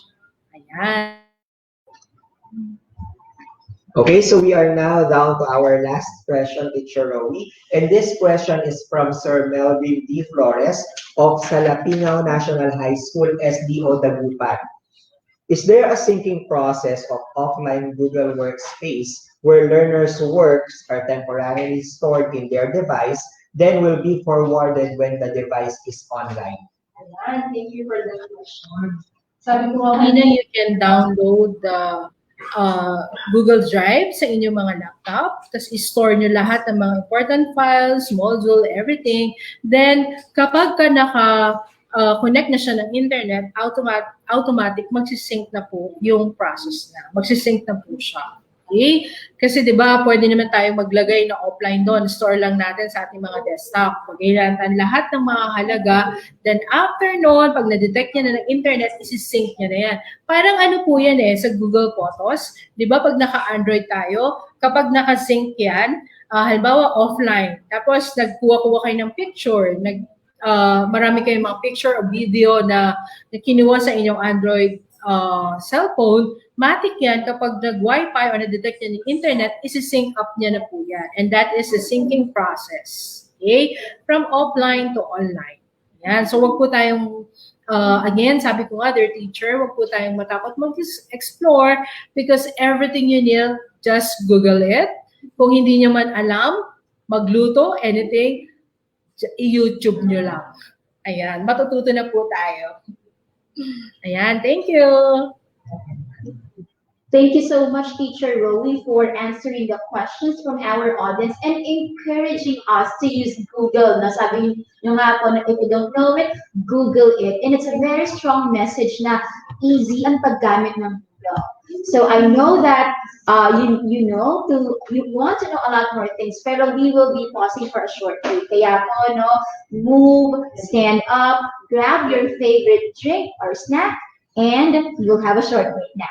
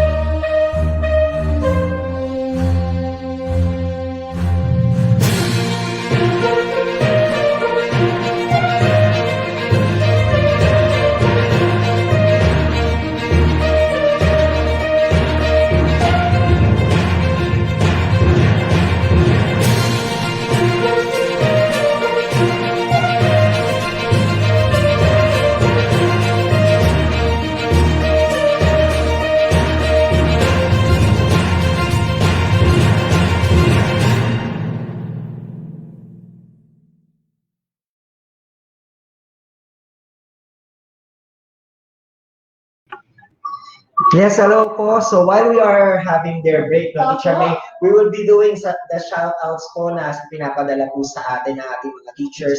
And as well as, ito po ay nationwide. So yung mga selfies ninyo, huwag nyo rin po kalimutan na i-send. So sisimulan ko na Teacher May. So from Teacher Pamela Villanueva po, Bagong Silang High School, lalo na sa Filipino Department and Faculty Club, Dr. Marisa B. Feliciano, Principal at mga Department Heads, Mrs. Mirna Pacheco, Mr. Jovner Alcantara, Mrs. Rowena Armado, Ma'am Bench Nugit. Ayan. And Maria Clara High School Faculty Division of Caloocan, Principal Miss Flora Titiope, Head Mr. Norberto Capati from Gladys Lynn Soriano of MAPI Department. Okay, shout out din po sa FPO Ormoc City from Paul. Ayan, shout out din po sa shout out po kay Sir Marco, Medranda, SDS Sir Al, ASPS Ma'am Isabel Subayan, CID Chief Ma'am Lloyd Barasa, SGOD Chief Ma'am Gemma Villaluna, at sa Principal po ng Kaunlaran High School, Dr. Christina Castillo. At sa lahat po ng teachers na nag-distribute ng USB OTG, ingat po tayo lahat dyan. Ayun, and also we would like to greet po our teachers from Cosmate Elementary School, School Head Eduardo A. Quinto Jr., District Supervisor Dr. Marcelina A. Larroco, SDO Pangasinan 2 from Sir Louis Palabino, teachers of Bolinao Integrated School with their school head Maria Cecilia Balbua, PSDS Ma'am Ruth Kaalaman, SDO 1 Pangasinan, teachers sa Division of Cebu Province, especially sa mga teachers ng Bantayan Island from Teacher Salina Rose, Binabalyan Elementary School, School Head Madam Analisa Del Fiero, Katubig Integrated School from Mark Joseph Caballar and Angelina Sestona, and the National High School from Albert Lazo. Yes, shout out din po kay Ma'am Joanna Vega Pidot at Amelia Flores po. Shout out din po sa Senior High School Department of Hill Montilla National High School ng SDO Sipalay City, headed by Edna T. Arbon, Assistant Principal 2, with Alea, Jed, Ken, Charles, Jeff, Ryan, Jomer, Lord, Jed, Francis, Janice, and Candy. Ayun, we also would like to greet Kaligayahan Elementary School with their masipag and butihing school head down na si Sir Joey S. Mansha. Then, Ma'am Charlene Maan M. Operio ng Maypaho Elementary School headed by Mrs. Josefina A. Pelayo. Okay, pa-shoutout po sa mga kataguluhan ng Tala High School, especially to their beloved Principal Dr. Joel D. Salvador and their ESP department po. Magandang buhay daw po sa inyo lahat from Sir Jerica Navales. Also, Eusebio High School, Pasig City with their Principal Annalyn Miranda Macasinan, English department headed by Ma'am Rosana de Guzman. Happy birthday, Ma'am Luisa Torre. Then, that's from Angel Sayabo. Then English department and all department heads and coordinators of Caloocan City Business High School led by Dr. Ivy Perez, OIC Principal and Chief Education Supervisor of SGO in SDO Caloocan. Most especially to Dr. Nerissa Losaria Seso 6 SDS SDO Caloocan. Okay, hello din po kay Ma'am Jean Paula Mercado ng Quinto National Vocational High School, kay Ma'am Cindy ng San Pedro National High School, from your friend daw po kay Ma'am Sherry La Peña. Ayan, so definitely ang dami pa po nating mga pa-shoutout, medyo nagpa-flood na po. And pa-shoutout din po sa teachers from Regina Ramirez Cruz National High School, Palmi North District, especially to their Principal 3, Sir Robert Cristobal from Sir Marco Manabat. Ganun din po, pa-shoutout din daw po sa mga teachers ng SDO Batangas Province, headed by their school's Division Superintendent, Berthel M. Ibardome, Limeri District teachers headed by their District PSPS, Coach Juani C. Hernandez, Limeri Pilot teachers headed by their dear Principal Maria Teresa T. Karingal. At ang pagbati ko ay galing kay Ma'am Henrich de Matula. Ayan, so while we are doing the shoutouts po, no, nandyan po sa baba yung link natin na kailangan po natin i-download yung trial version for the Adobe kasi yan po ang next na topic natin. Gagamitin po natin yan later for our next video. Yes, so mag-download na po kayo. Then, habang nagda-download po kayo, shoutout po sa Schools Division Superintendent Sir Roy Tobalia, Assistant Schools Division Superintendent Sir J. Monteago, to all our teachers, department heads of Don Pablo Lorenzo Memorial High School with the school principal, Mr. San Josepe and Santa Maria PSDS, Sir Joel Marcos from Edukasyon sa Pagpapakatao Department of Don Pablo. Okay, greetings din daw po kay Sir Joel Bonavia, School Principal ng Cañas Central Elementary School ng Carcar City Division. Okay, hello din daw po sa mga ganito. So hello to Sir Melvin Ovaldo, FEA President, Head Teacher Mrs. Loreline Mignon, and all Araling teachers of Pedro Guevara Memorial National High School, SDO Laguna. Happy birthday po kay Ma'am Maria Teresa Miradura, Master Teacher 2 of Pasapag Integrated National High School. Hello po kay Ma'am Victoria Vera and Angeles to all the teachers of San Roque National High School ng Victoria Laguna. Hello to Sir Tim Wenceslao Sanchez and teachers of Bagong Bayan Elementary School, SDO Laguna. Hello to Sir Gregorio and Titong and his head teacher, Ms. Josephine Basaka, and the rest of Group Mathematicos of Balibago Integrated High School, Santa Rosa City. Hello to Sir Jundi Luna and teachers of Caris SDO Pero.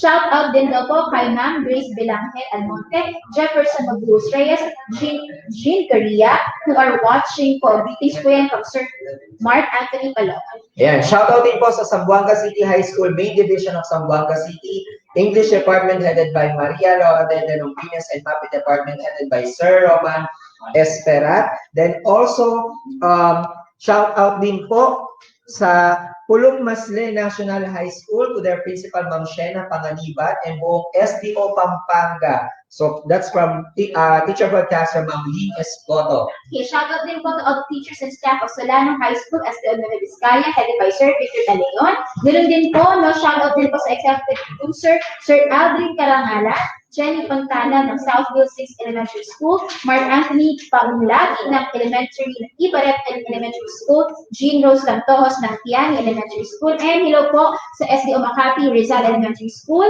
headed by Mrs. Corazon Kapulitan, and especially po sa grade 5 teachers nila. And shoutout din po sa Kaligayahan Elementary School, sa kanilang masipag and butihing school head na si Sir Joey S. Mancia, and San Gregorio Elementary School with their principal Ligna L. Roa, Santa Rosa North Annex, PSDS Agnes R. Reyes, and also to Caloocan National Science and Technology High School headed by the principal, Ma'am Presi Catanawan, and sa Language Department headed by Ma'am Vilma Del Mundo and Sir Michael Serelia from Sir Ronel Agoncillo po. Okay, alam ko po na medyo matagal pa pag-download ng app po, so let's have the greetings po. So hello po sa mga teachers and officials from SDO Muntinlupa, SDS Dr. Benito C. Idanan, supervisors, Principal MNHSTA Dr. Adolfo Rodin, Principal MNHS Main Dr. Antonio Rocha, Kupang Elementary School, and to all the principals and teachers of SDO Muntinlupa. Hello din po no sa mga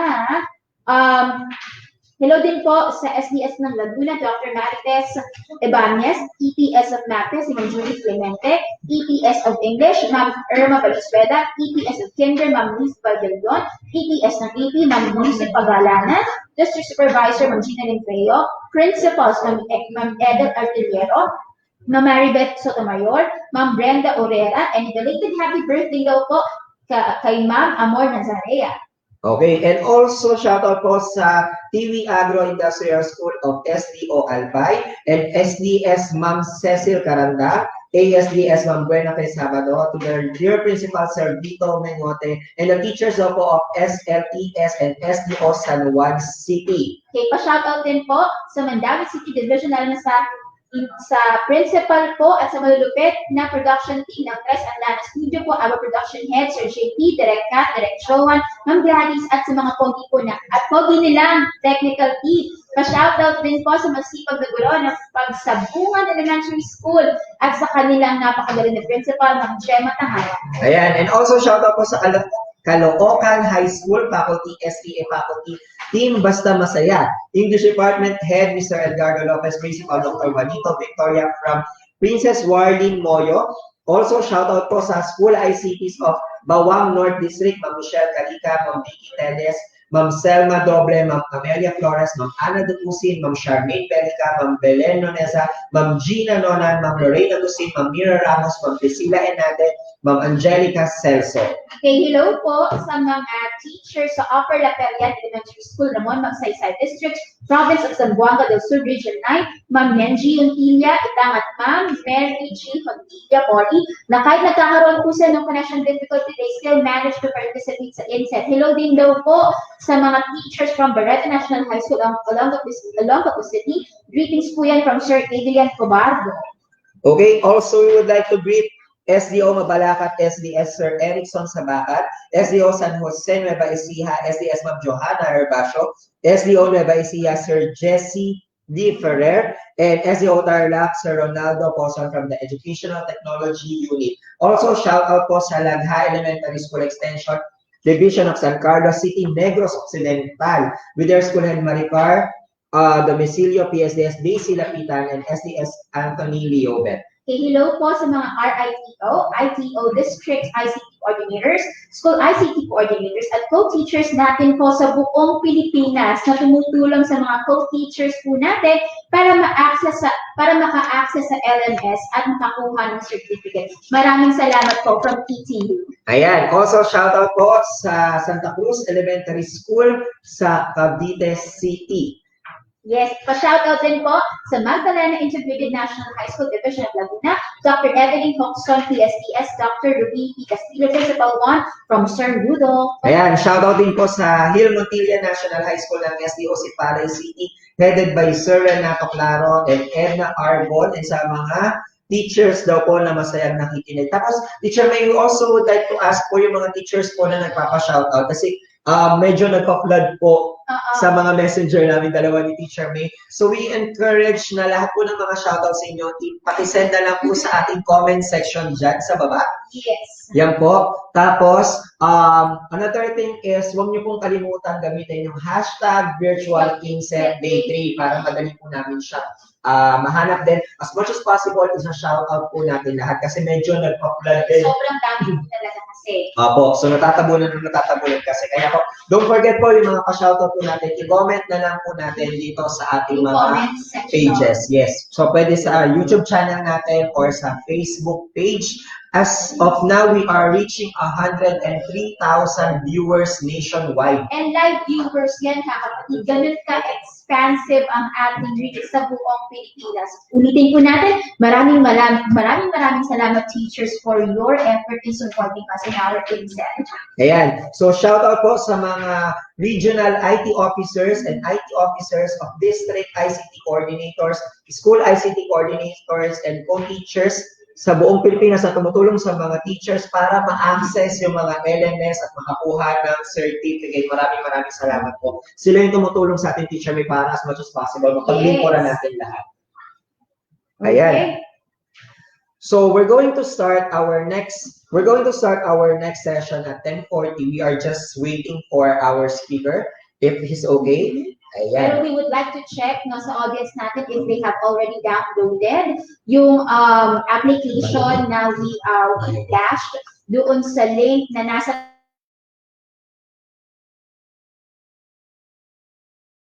those po na mga teachers na nagtatanong kung may bayad yan, of course, it's trial version na po yan. It's for free. So, pwede nyo na po yan i-download para makasabay po kayo sa ating training.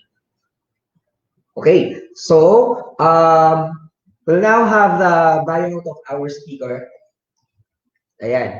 So habang inaantay natin yung bio note. Yes, habang hinihintay ang bio note ng ating next speaker, it's nice to know that there will be a workshop that will teach us how to do poster designs. Kasi importante nga when we flash announcements, when we flash information in our virtual classroom, aesthetically naman ang presentation, diba? Kasi mas napansin-pansin at mas nabibigyan ng attention kung yung mismong presentation ng information ay napaka-aesthetic at napakaganda. Yes, kaya naman po, we are encouraging everyone kasi usually kapag sinabi natin Adobe, parang natatakot sila, no? Oo, pero definitely gagawin po natin madali yan. And pasingitin ko lang to, Teacher May, shout out po kay Ma'am Jessica Layong ng Occidental Mindoro National High School, SDO Occidental Mindoro, pa-shout out po sa mga teachers ng OMNHS, lalong-lalo na daw po dun sa mga English teachers. Fan na fan ko na daw sila. Ay, hello po! Ayan, so actually, alam mo, Teacher May, nakakatuwa kapag pumupunta kami sa mga SDO. Tapos, yung mga teachers na nandun, although yung iba naka-work from home, makikita mo pumupunta sa mga schools, tapos nag-aayos ng mga module. So definitely, sana one of these days, ma-meet po namin talaga kayo. Yes, ibang klase po ang dedication ng mga teachers, lalo na yung pagsusort ng modules, pag-aayos ng modules, and especially in a bonus na talagang they are exerting their efforts to distribute USDO tips. So lahat po ng mga nabonus teachers, mabuhay po tayong lahat. Okay. So definitely, we are now going to present to you our next speaker. Our next speaker is one of the EdTech specialists of the ICTS EdTech unit from the Division of Lapu-Lapu City, Region 7, Central Visayas. He is a Microsoft Ambassador of the Philippines and a Microsoft Innovative Educator Expert, Philippine Representative to Educators Exchange, Budapest, Hungary in 2016. He has always been a sought speaker in the division, region, and national trainings and workshops like that of the ICT literacy, teaching technology, Office 365 empowerment and remote teaching and learning, especially this time of pandemic for teaching and non-teaching personnel. With an enormous capacity for hard work, though he is not a graduate of any IT program, nor he is an IT teacher, he achieves great things in the field of ICT integration. Listed below are his accomplishments.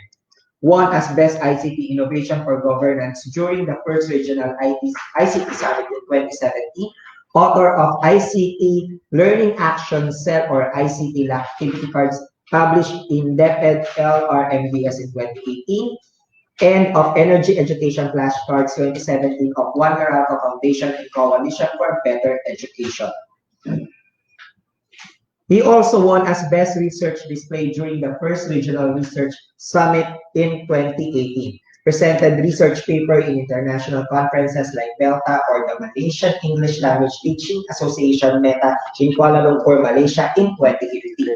All right. So as a correction for our speaker for today, it's from Bohol. Wow. So he is a pride of that place.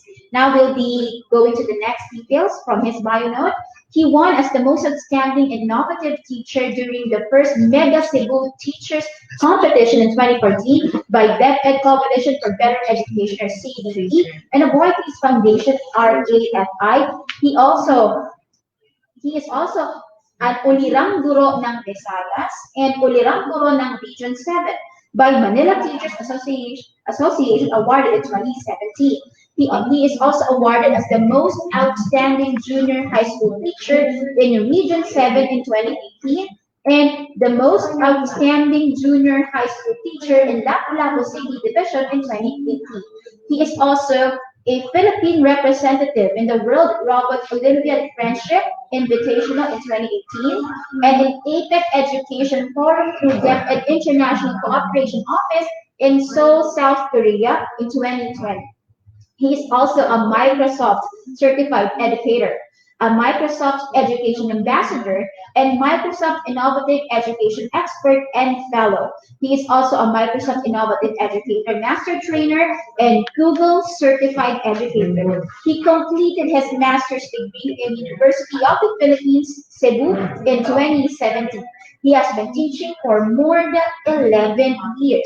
His teaching principle is, he never minds if success doesn't always translate into financial rewards, but invariably satisfies his need to impart his wisdom to others for the glory of God, who is his greatest, who is his Lord and personal Savior, the greatest master teacher of all. Our dear teachers, we are humbled to present to you our next speaker for the AM session, Sir Glenn L. Coriano. Hello po, Sir Jeff, Teacher May, narinig niyo po ba ako? Hi, Sir Glenn. Narinig niyo po ba ako, ma'am? Sir Jeff? Yes po, loud and clear, Sir Glenn. Go ahead.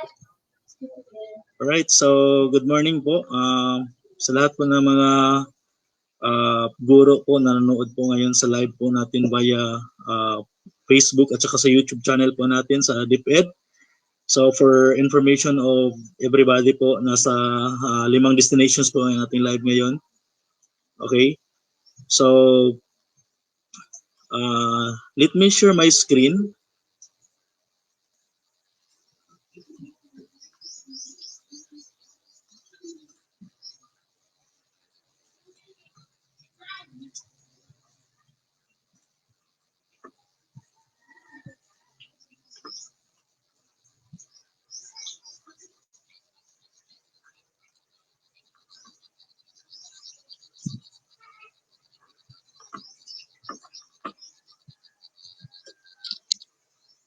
Okay, so My topic po this morning is about Adobe Photoshop in poster designing. So, bakit po kailangan po natin na gamitin po yung Adobe Photoshop in poster designing?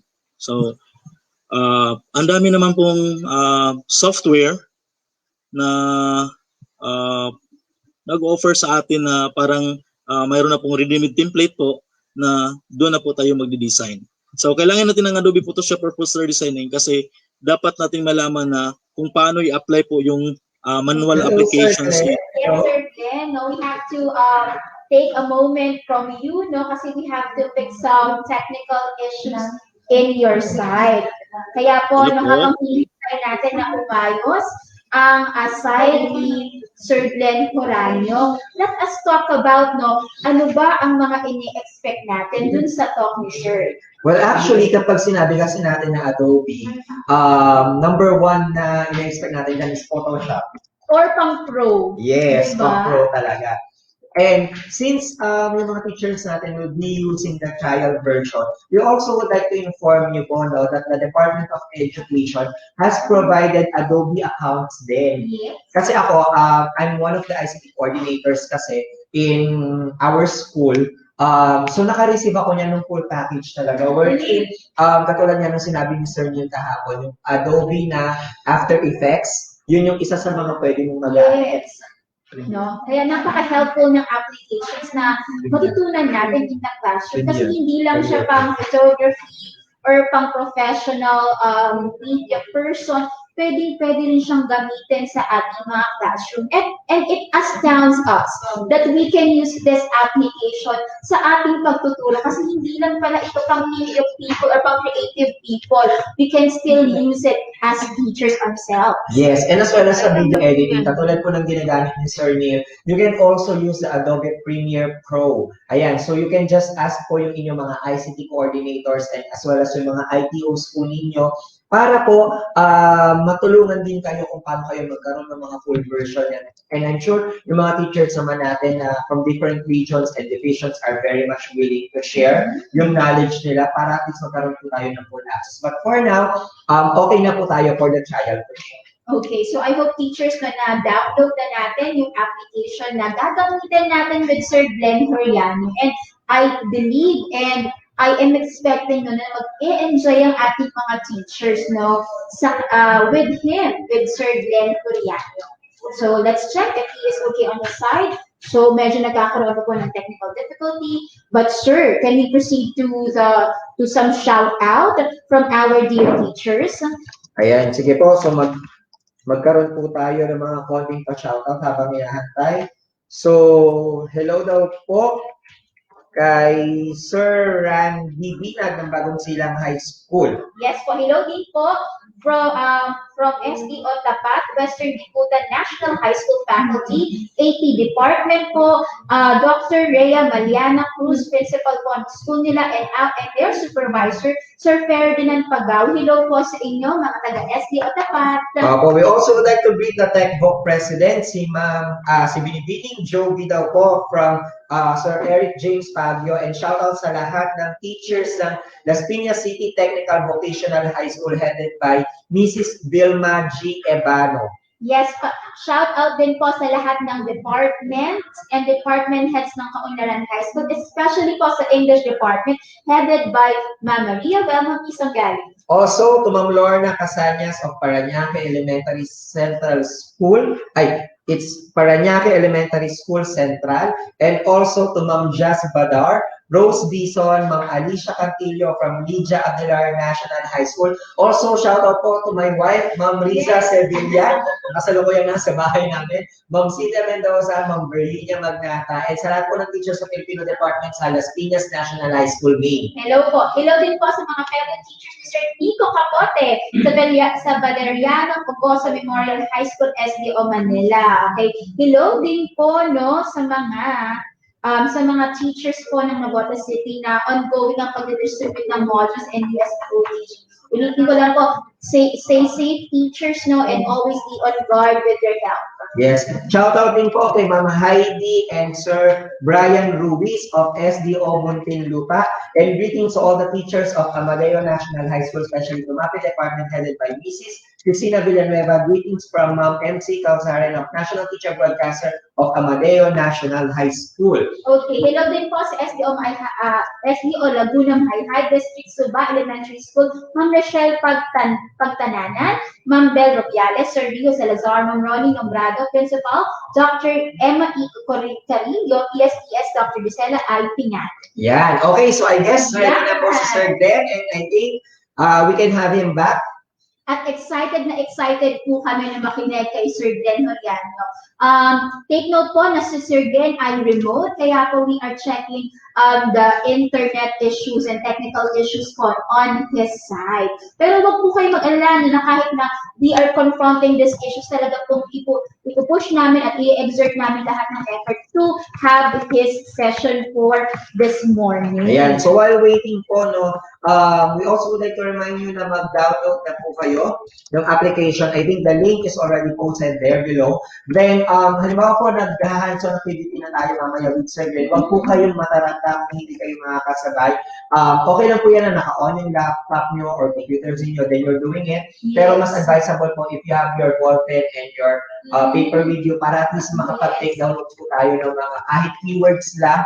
Para po pag nag-team replay po tayo while we are doing the hands-on activity, guided pa rin po tayo. Parang nakita ko sir sa isang video na sa pumputos ng INSET, ang talagang naka-emphasize ay mag-notes. So kung meron tayong mga applications na we will be using for the first time, it's very important na we make notes kasi we cannot really memorize or we cannot really put all the information here. At habang hinihintay ang ating speaker of the day, pwede rin po tayong mag-tour na nakapag-download ng Photoshop, i-open na yung application para pagbukas ng application with Sir Glenn, hindi na kayo na-overwhelm. Kasi parang I believe marami siya ang mga commands and icons sa Adobe Photoshop. So maganda po na i-explore na natin. Pwede siguro tayong mag-google ng konti kung meron tayong mga nahihirapan ng parts ng Adobe Photoshop para hindi na masyadong malaki yung anxiety natin if it's your first time to use Adobe Photoshop. Yes, kaya naman po, while we are still waiting, magpapa-shoutout po tayo sa Pulang Lupa Elementary School kay Ma'am Jamel Cain. Ayan, so good morning po. Then mamaya po, since talagang sobrang overwhelming na yung mga shoutout natin, Teacher May, sakripisyo na natin ang ating lunch. So mamaya po during lunch break, siguro magkakaroon na kami ng 30 minutes break ni Teacher May. Then babalik kami kagad para makabasa po tayo ng mga shoutouts natin. Because we are on the third day, huwag po kalimutan ng ating hashtag virtual INSET day 3. At napakagaling kasi kahit day 3 na, kalagitnaan ng ating INSET, bumubuhos pa rin yung warm support ng mga teachers namin. Grabe po yung pag-flood ng photos, yung mga pa-shoutouts. So, ganun nararamdaman namin kung gaano po ka-warm ang inyong support sa virtual teacher. Kahit hindi tayo nagkikita ng personal po, sa inyong mga tahanan, sa harap ng inyong mga gadgets, ay nararamdaman namin kung gaano po ninyo sinusuportahan kami dito sa central office. So, sisingit ko lang po na pagbati po sa lahat ng teachers, school staff, and admin ng Tangos National High School with their dear Principal po, Sir Olivar Cruz, teachers and department heads sa mga naging teacher ko po dyan sa Tangos National High School. Hello po sa inyong lahat. Ayan, so shoutout din po sa Pugadlawin High School from SDO Quezon City headed by Abelor Daliza G. Dulao. Greetings from Ma'am Jenny Muello and the Registrar family.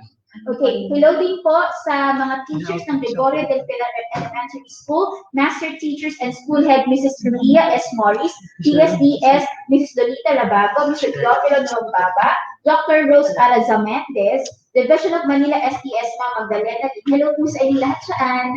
Ayan, then shoutout din po kay Ma'am Mirna Ramos, Principal of Santa Cruz National High School, Santa Cruz Occidental, Mindoro. Okay, pa-shoutout din po sa mga high school teachers, especially dyan po kay Ma'am Seri Lauron with School Principal Sir Arnold Tagalog of La Feria National High School at sa PSDS po nila kay Dr. Jessie Tanola ng Tukuran West District SDO Zamboanga del Sur. And I think Sir Glenn is very much ready. Talagang naghintay ang lahat. Much awaited presenter po ito si Sir Glenn. Sir Glenn?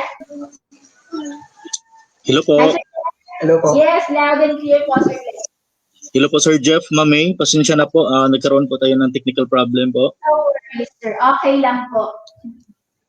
So, naka-full screen na po ba tayo? Yes po. Hinga lang po, sir. Relax. And I know you will be having a good presentation. Okay, so thank you very much po for waiting po sa lahat po ng mga teachers natin. Salute po ako sa inyo sa taos-puso niyong pagtanggap sa ating program ng Educational Technology Unit. Okay, so babalikan ko lang po bakit po tayo gumagamit ng Adobe Photoshop in poster designing. Kasi po, para po malaman po natin kung paano i-apply po yung manual manipulations of image po ng ating poster or flyers. Okay? So, ito pa isang munang introduction kasi magkaroon po tayo ng more runs po in the future. This coming April, magkaroon po tayo ng program or mag-start na po yung project natin sa Adobe systems. Okay, so here are our objectives. Number 1 po, learn the basic of Adobe Photoshop. So, kailangan po natin na malaman po kung ano po yung pinaka-basic ni Adobe Photoshop. Okay? Before tayo maging expert or nandun tayo sa expert mode, kailangan tayo dumaan sa basic po muna. Second po na objectives po natin is identify Photoshop interface and features. So, ito po yung kinakailangan po na gagawin natin. I-familiarize po natin yung environment ni Adobe Photoshop. So we are going to identify the interface and the features of Photoshop. Number 3 po is learn how to apply brushes and effects on the image. Okay, so later on, when in our demonstration, so ipapakita ko sa inyo kung ano bang kahalagahan ng brushes, ano bang kahalagahan ng effects on that particular image. And the last po na objectives po natin is learn the image resolution, image size, and the image file format. So, napaka-importante po na malaman po natin yung resolutions of our image. Kasi po, si Adobe Photoshop po, ito po ay raster po. Raster image po siya. Okay? So, magmanipula po tayo ng image po. Okay? And i-form po natin through layers. So our goal po in this session is to create our own school-based INSET from scratch. Okay, so from scratch po talaga. So tayo po talaga yung magkikreate ng sarili po nating poster. So create your own school-based INSET poster. So yan po yung pinaka-goal po natin dito. Okay, so you can download the trial versions of Photoshop in the link below. So I know that hindi naman po tayo lahat ay may license na account in Adobe. So kaya nga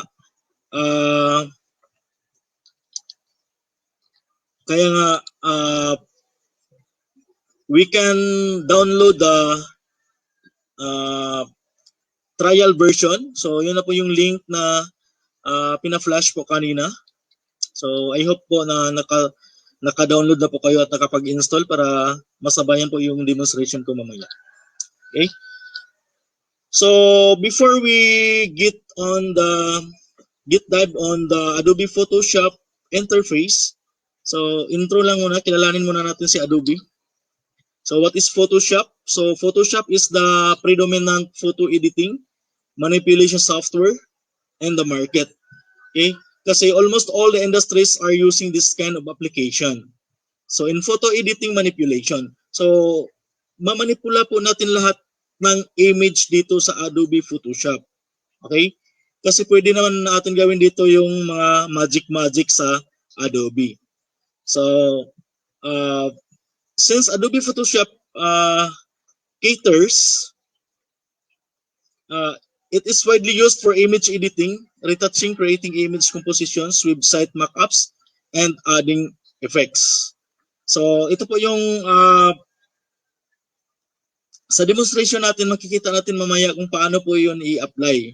So yun po yung purpose ng Adobe. So paano tayo mag-retouch ng image, tanggalin kung may dapat tanggalin, mag-add po tayo kung ano po yung dapat i-add po or enhance po sa picture po natin. So yan po. So here are some of the poster project in EdTech unit for our My TikTok session. So ito po yun, ipapakita ko po sa inyo.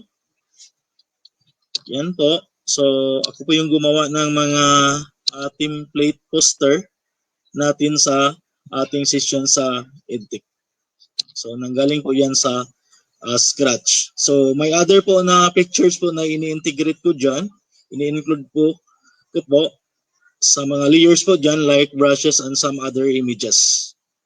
Okay? So, ito na po yun. So, kailangan po natin dumaan sa principle of designing in designing a particular poster. So, number 1, so ito po yun. May 6 po tayo na principles of designing. So, number 1, emphasis. 2 is balance and alignment. Number 3, contrast. Number 4, repetition. Number 5, proportion. And number 6 is white space.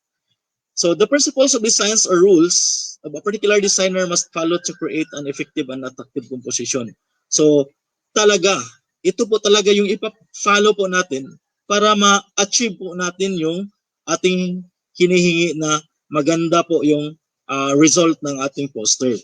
So kailangan po natin alam ang principles in designing. Napaka-importante po yun. So number 1 is the emphasis. So kailangan mag-isip tayo. So tanungin natin yung sarili natin. For example, we design a poster for the coming concert. So pag may concert, pag may mag-design po tayo ng poster for concert, tanungin natin kung ano ba yung mga details po na dapat ilagay sa poster. So ano po yung mga details? Anong kailangan ng mga audience na dapat malaman sa poster na yan? Okay, so number 1, siguro, name of the band. So, kailangan ilagay natin yung name of the band. Number 2, saan po yung venue? Number 3, ano po yung amount? Okay? So, yan po yung mga details na kailangan ilagay sa poster. So, yun po ang lagyan natin ng emphasis yung ating poster design. Okay? So, yun po yung sample. Number 2 po is the balance and alignment. So, kailangan na may balance at saka alignment. Hindi dapat makipagsiksikan po yung ibang elements. Okay? So, kailangan na i-balance po yun natin ang alignment at saka yung distance ng bawat element sa ating canvas area. Okay? So, yun po. Number 3 is the contrast. So, yung contrast natin is we will focus on the background and the relationships of background significantly on the other elements or other images. Okay? So, halimbawa, pag dark po yung background natin, pag dark po yung image natin, okay, yung subject dapat more brightness po yung background natin. So, hindi po pwede yung dark po yung image at saka lagyan rin natin ng dark na background. So, dapat contrast po siya. Okay? Work harmoniously po yung color natin para maganda po ang dating. So, number 4 is the repetition.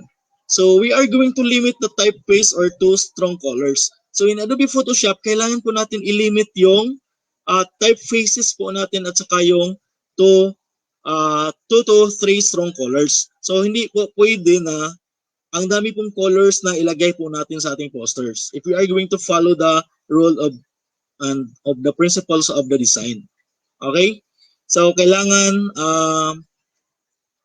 limit lang po tayo ng 2 to 3 strong colors po ng ating design para maganda po siya. The number 5 is the proportion.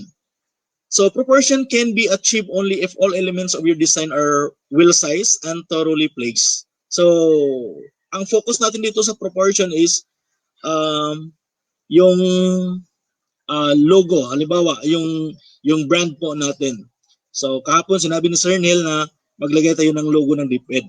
Okay? So sa poster, kung ang dami pong logo na ilagay po natin sa itaas, dapat proportionate po yung dating. Equal po yung distance at saka yung laki po ng logo ng ating poster. Okay? At saka yung panghuli po is it is better po na lagyan po natin ng white space or white area po ng ating poster. So yun po yung suggestions po sa poster po ninyo. Well, anyways, this is basic naman po yung poster na presentations po natin. Okay? So let's start with Adobe interface. So ito po yung malaman po ninyo sa Adobe interface. Number 1 po is the document window. So document window is the main area where we can view or edit our image. So ito po yung document window natin. Ito po yung tinatawag natin na document window. Okay? Question, sir, bakit po siya tinatawag na document window? Hindi naman siya document. Adobe Photoshop naman po siya. Okay? Tinatawag po siya na document window kasi by default po, ang saving po natin ni Adobe Photoshop is PSD. Yan po ay tinatawag na PSD. Photoshop document. Kaya po tinatawag po siya na document window. Okay? Yun. So ito po yung tatawag natin na document window. Yung makikita po natin. Alright. Next is the toolbar. Okay? Toolbar displays Photoshop essential tools. Okay? So ito po yung toolbars natin. So it displays Photoshop essential tools. Yan po yung pinaka-importante or mga importanteng tools po ni Adobe Photoshop. Okay? So later on, I will introduce basic tools, mga 4 na tools or 5 tools na magagamit po natin in poster designing. Kasi basic naman po siya. So nandiyan na po lahat ng tools sa toolbar po natin ni Photoshop. Okay?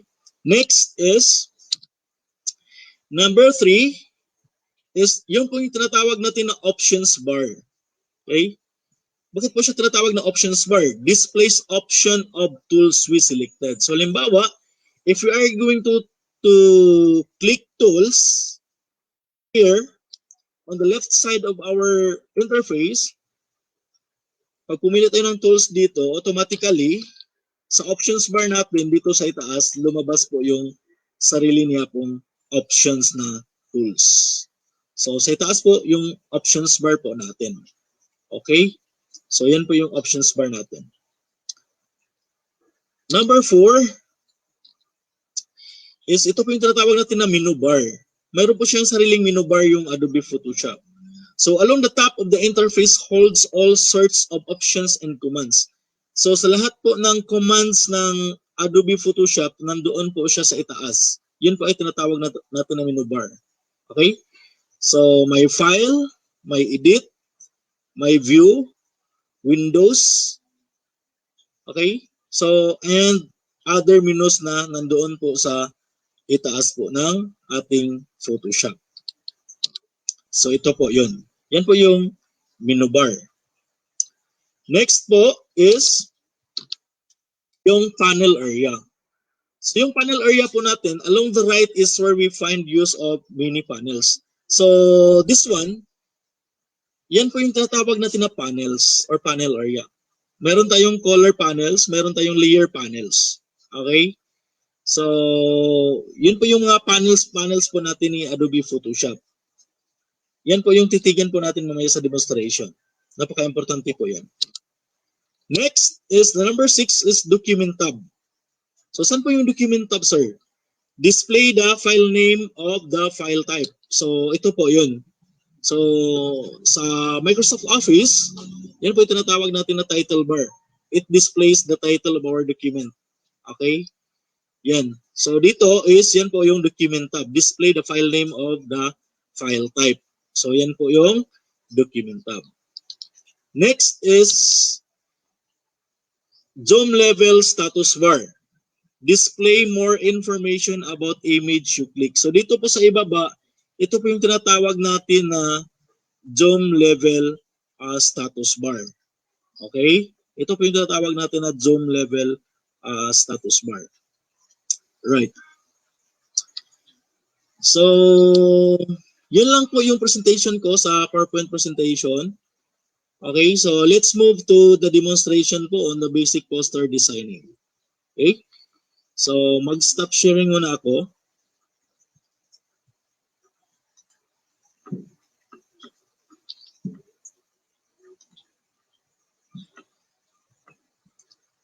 Hello po, Sir Jeff.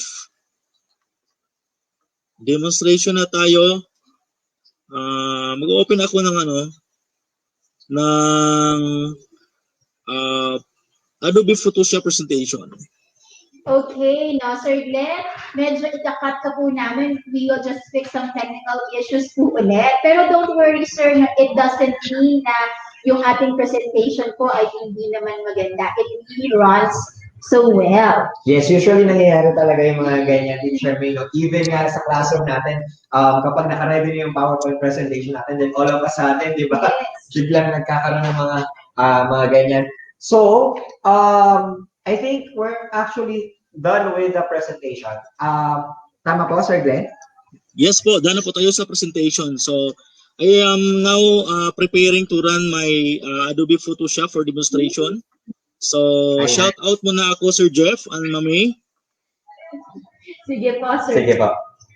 Okay, so shout out po sa aming Regional Director, sa Luciano Jimenez po. Dr. Cristuto Ico, our Assistant Regional Director, Ma'am Jeneline Hagdon, our Regional IT Officer, at sa lahat po ng ITOs po in the Region 7 po na tumutulong sa DepEd Commons po na activations. Okay?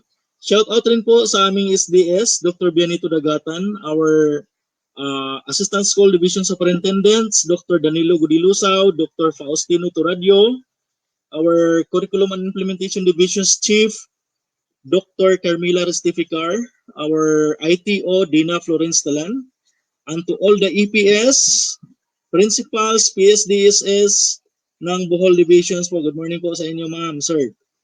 Sa mga kasamahan ko rin po sa San Jose National High School Talibon faculty and staff with our principal, Dr. Marcela Bautista. Good morning, ma'am. And to all the members of Task Force ICT Platform, Task Force ICT Infrastructure, and Task Force CLEP, editors and writers. Okay, so yun lang po, Sir Jeff.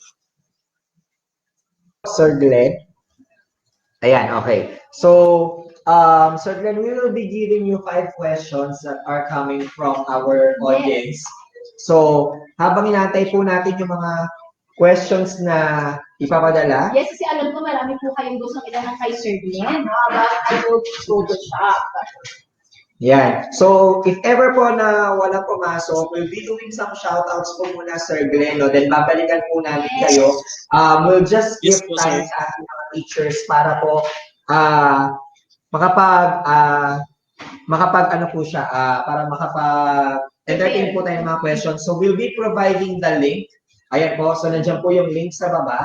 Then, later on, we will proceed with your hands-on activity. Tama po, Sir Glenn? Opo. Excited po kami, Sir Glenn, to see your hands-on activity. Or are you ready, Sir Glenn, for the hands-on activity para magawa muna natin siya. Then later on, we'll have the questions. Loading pa po, sir. Shout out muna, sir. Sandali lang po. Okay, sige. So we'll be doing some shoutouts po muna. Then babalikan po namin kayo, Sir Glenn.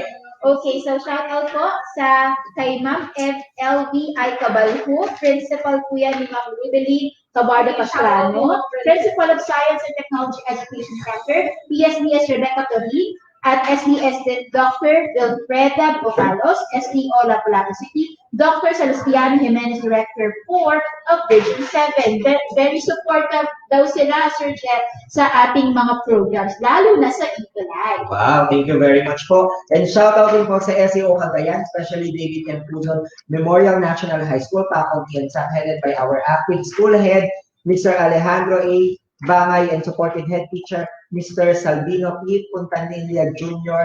And the shout out is from Mr. Francis Manalo. Yes, meron din po kami nakikita mga shoutouts po na na-caption ng photos. Later po, we will feature the photos po that we have selected from different posts.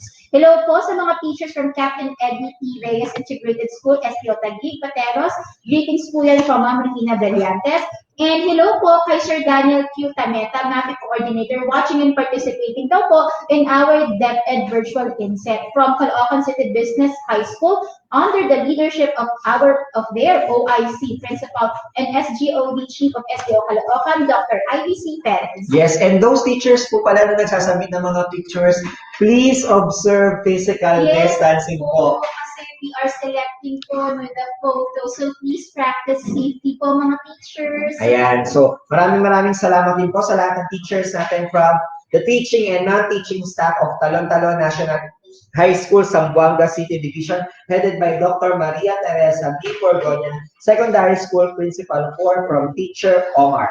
Yes, and we are also jumping for joy here because we have a lot of greetings to make po. Shout out po sa mga hardworking teachers ng Santa Fe National High School with their principal, Mr. Noel Terbada. Greetings po yan from Ma'am Brenda Batian, silang po teacher po yan natin ng English Camas National High School. Yes, shout out din po sa Viga Labdic Elementary School, Gumaca East District, SDO Quezon, headed by Ma'am Marilyn Cabangon, Head Teacher 3. So the greetings from Sir Christian.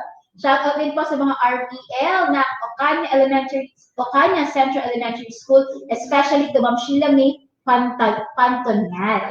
Ayan, then shout out din po sa Umos Integrated National High School, Real, Quezon Province. So shout out po kay Sir Rafa Felicity Indiana. Okay, hello po sa mga guro ng Sergio or Sergia Soriano Esteban Integrated School, SPED Center, Calaklan, Olongapo City, at sa kanilang butihing punong guro, Sir Richard Kalimbas. Hello po sa inyo. Greeting po yan galing kay Ma'am Cha Ugalde of SDO Olongapo. Also, shout out din po sa San Francisco Elementary School from SDO Lipa City, especially to the school head, Ma'am Shirley Sophia. Okay, so pa-shoutout din po sa teaching and non-teaching staff ng San Guillermo National High School, San Marcelino, Zambales. Greetings po from Ma'am Evelyn Grace Quitadero. And also shoutout po sa mga teachers of Malilig National High School headed by Sir Joel R. Antipolo, Principal 4, and Dr. Roxy R. Aranda, PSDS, Malig District, SDO, Isabela, Region 2. Yes po, pa-shoutout daw po ni Sir Jessickson Dia na watching po sa atin ang mga teachers ng Rizal Elementary School, Schools Division of Iloilo City, na mag-ingat daw po tayo dito sa Manila. Thank you, Sir Jessie. Also, shoutout po sa Manalipa Integrated School, Zamboanga City Division, with their school head, Sir Aspar A. Casa. Okay, so tuloy-tuloy po tayo sa ating mga meetings. Hello po sa mga teachers ng Labot Elementary School, Main, Caloocan, Laguna, especially to Ma'am Becca Amante, Ma'am April Lagunte, Ma'am Jem Cadiz, Ma'am Alena Parawan, Ma'am Jessa Quabo, from PB Jane Valdella, Teacher Broadcaster Jane Lupo. Also, ESP Department headed by Ma'am Teresita Carbonilla and Principal Socorro Canaya of Zamboanga National High School West, Zamboanga City Division. Yes, and we would like to acknowledge those teachers po that are posting selfies and groupies with their fellow teachers na nag-a-attend virtually sa ating INSET. Maraming salamat po sa inyong suporta at sa effort. Sometimes may photo frame pa, nag-edit pa ng kanilang mga groupies and selfies, and we appreciate how creative you are in your posts. yes, kaya naman po shoutout din sa Lagha Elementary School Extension Division of San Carlos City, Negros Occidental, with their school head, Maricar Domicilio, PSDS Daisy Lapitan, SDS Anthony Liobe. Hello po kay Ma'am Cristina Ramirez from Santos International Elementary School. School head po si Sir Edito Familiar. Greetings from Ma'am Shelay Nasilia. Hello din po sa mga teachers ng Baesa High School sa SDO Caloocan, especially po sa Math Department, headed by Ma'am Cora A. Jeremia and Baesa High School Principal Rezalina F. Bueno. May nagsiselebrate din po ng birthday ngayon, Sir Felipe Oliveria, math teacher from Baesa High School. Pagbati po yan ni Sir Dariel M. Bagwan. Yan. And also, ito yung mga teachers na nagpadala sa amin ng picture na nasa gitna po sila ngayon ng bundok. Tingnan mo naman picture na yun. Yes, po talaga yung mga teachers. Yeah, so mamaya po ipapakita natin yung picture nyo. No? So shout out po sa SDO Nueva Vizcaya, headed by SDS Rachel Liana and ASDS Julie Cruz, to Casibo West District with DIC Sir Marlon Butay, and to all teachers of Kakidugen National High School with school head Sir Dick Lapitan na bumaba pa daw ng bundok para maka-attend ng INSET. And mamaya ikakatong muna natin mga shoutout because our speaker is now ready to give you the hands-on activity about Adobe. And we are really looking forward to having this hands-on activity with Sir Glenn. Sir Glenn? Hello po, good morning po. Naso i-share screen po ma'am. Okay na po tayo? Alright, so nandito na po tayo sa Adobe Photoshop working environment. Ito po yung interface po natin. Okay, so babalikan ko lang po yung presentation ko kanina, yung dinidiscuss. So ito po yung tinatawag natin na menu bar. So ito po yung menu bar natin. Okay, next is the options bar. So below sa menu bar natin, ito po yung tinatawag natin na options bar. Okay, dito naman po sa left, bandang left, ito po yung tinatawag natin na toolbar. Okay, so ito po yung toolbar. At saka, sa right po natin, ito po yung tinatawag natin na panels. So, kung titigan natin po yung sa right version po, mayroon po tayong color and swatches panels. At saka, library panels at yung layer channel and path panels po. So, dito sa bandang pinaka-bottom sa layer panels po, dito po natin makikita po ang lahat ng layers in Adobe Photoshop. Okay? Yan. So, magsimula na tayong gumawa ng poster natin from scratch. Okay? So, we're going to click on File. Okay? So, click on File, then click natin po yung New. Okay? So, pag nasa new na po tayo na window, hingin po tayo ng name. So, like for example, gagawa po tayo ng INSET poster. Okay? School-based. School-based INSET poster. So, yan po. Next po natin na gagawin is we are going to identify the document type. So, ano po ba yung default na document type natin? Default Photoshop size po siya. Or kahit custom, pwede rin gagawin mo na custom. Okay? Next is the width and the height of your poster. Okay? So, pag malaki na po yung poster na gagawin natin, halimbawa, nasa stage po natin ilagay yung poster natin. Or ilagay po natin sa gate po yung poster natin. We are going to convert the feet into inches. So, halimbawa, gawin natin inches po. So, example po, yung width po natin is 72. Okay, 72 inches. Right? 72 inches. At saka yung height po natin is 36. Okay? Yun po yung inches po natin as landscape. So, 72 by 36 parang malapit na po sa isang 4 by feet na tarpaulin ang laki niya. So, resolution po natin is gagawin lang po natin na 72 kasi ang laki po ng poster natin na ginagawa. Okay? So, para pong pang-gate po yung poster po natin. Right? So, color mode natin, huwag kalimutan natin yung color mode natin is yung RGB color. Okay? Or CMYK color. Okay? So, alam naman po natin na yung CMYK is cyan, magenta, yellow, at saka yung black color. Right? So, wag na natin galawin dito yung 8-bit. Okay? So, yan na po. Yung background color. So, yan po yung iti-check po natin. So, yan. After that, pag natapos na po tayo, iset po natin yung lahat ng kailangan natin dito sa creation po ng ating poster. Click po natin yung OK. So, yun. Naglo-loading po yung pag-create po niya. Okay, so yun. Lumabas na po.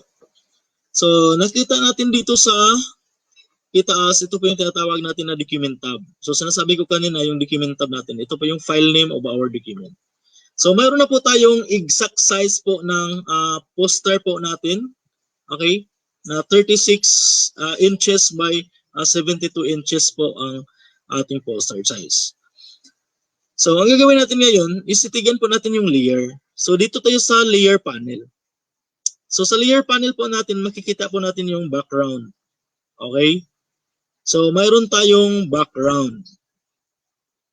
So ang gagawin natin sa background natin is i-duplicate muna natin yung background. So we are going to click this background. Okay? Drag natin dito sa parang new document na icon po or tools dito sa ibaba. So drag lang natin. Okay? So ngayon, mayroon na tayong duplicate ni background. Okay? So dalawa na po. Mayroon na po tayong background at saka mayroon po tayong background copy. So ilang layer na po tayo ngayon? So meron na po tayong dalawang layers. Okay? So ang gagawin natin dito sa background copy natin, pwede natin siyang i-gradient. Okay? Pwede natin siyang i-gradient. Pwede natin siyang i-monocolor. So, ang gagawin natin sa gradient, click lang natin yung blending options dito sa effects. This one. Pwede natin gawin na gradient overlay po. Okay? So, click yun na po natin yung gradient overlay. Okay? So, pumili tayo ng gradient po dito sa sa effects na to. Okay? Yun. So, halimbawa ito po. So, yan. Click po natin yung okay. Right? So, pag hindi pa po makapasa sa taste po ninyo, balik po kayo sa blending options ulit. Yung may FX. Click yung gradient overlay. Okay? Ibahin nyo po yung angle po ng colors. Ito. Yan. So, pwedeng ganyan. Okay? So, yun po. Ayan. So, parang ganyan. Okay? So, click po yung okay. So, next po ang gagawin natin dito, mayroon na tayong background. So, next is maglagay na po tayo ng elements. Okay? So, ano po ba yung first na elements na ilagay pa natin? Or maglagay tayo ng color. Text. So, click on T, tools. Yung may naka letter T. That's for tools. So, click po natin yung tools. Okay? Tsaka ilagay po natin dito sa canvas area natin. Okay? So, lakihan lang natin ng konti, 72. Yun. Halimbawa, San Jose National High School. Okay? So, yun. Sir, wala po kaming makikita. Okay? So, wala kayong makikita kasi yung font natin, yung font color natin is white. Yung naka-active. Okay? So, ang gagawin lang natin dito, okay? Click natin again yung text tool at saka Control A po tayo or select po natin yung text at saka proceed po tayo dito sa options bar ni text. So, saan po ba yung options bar ni text? After clicking the letter T, dito tayo sa options bar. Dito. Sa taas. Click natin yung white na options bar. White color. So, gagawin natin itong red or blue. Yun. Yan. So, parang ganyan. Okay. Right. So, after that one, so mayroon na tayong text. Name ng school natin. So, dito, kung titigan natin sa layers, layer panel natin, mayroon na tayong 1, 2, 3. So, mayroon na tayong 3 layer po. So, naka-layer na po siya. So, ano po ba kaibahan ng structures of layer? So, halimbawa, itong San Jose National High School po, dito ko po siya ilagay sa ibaba. Okay? So, hindi na po natin siya makikita. So, yan po yung tinatawag na layer structure. So, naka-structure po yung layer natin. Dapat, kung ano po yung mag-display first, yan po yung pinaka-una na or pinaka-top po dito sa layer panel po natin. So, balik po natin siya sa itaas. Okay? Para lumabas po yung text po na San Jose National High School po sa ating poster. So, next po natin gawin is maglagay po tayo ng logo. So, logo. Click file po, open. So, hanapin po natin ang ating logo. Right. So,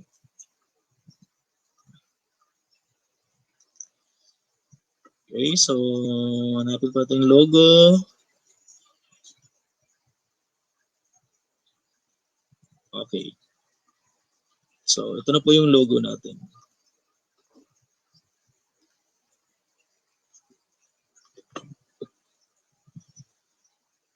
Okay, so ito na po yung logo natin. So, sir, question. Paano po yung logo natin, sir, is nasa ibang document tab po siya. Okay? So, ang gagawin lang natin dito is we are going to put our mouse pointer at the center of the image and drag natin dito sa document tab kabila. Huwag natin munang i-release. Dito, pag nakita nyo to, may movement na tools na po tayo. Release na po natin siya. So, nandito na transport na po natin yung logo ni San Jose National High School Talibon. Okay? Yan. Question. Sir, paano po siya? Hindi po magandang tignan yung logo natin na may white po sa gilid. So, ano pong gagawin natin? So, next na tool po na introduce ko po is yung ito. Ito po yung tinatawag natin na Quick Selection Tool at saka yung Magic Wand Tool. So, click po natin yung Magic Wand Tool. Right? So, click po natin yung Magic Wand Tool. At saka, click natin yung white area ng ating logo. Okay? So, mayroon na tayong Selection Tool. Okay? So, nakita na po natin yung selections po natin. So, ang gagawin natin dito, once active na po siya, nakita na po natin yung bounding na mga grid lines dito sa gilid. Click natin or press natin po yung delete key. Yun. At saka, Control deselect po tayo. Control D. So, press natin yung Control D. So, yan na po. Nawala or natanggal na po yung white natin na background. Okay? So, yun. After that one, ilagay natin yung logo sa gilid. So, halimbawa this one. Next, pag mag-resize po kayo ng logo, be sure po na shift po tayo para hindi po maiba yung dimensions po niya. Okay, so punta natin sa itaas. So ito po, may logo na po tayo. Okay, yan. Next, ang gagawin natin is create na naman tayo ng other text. Okay, so increase lang natin ang size. Okay. School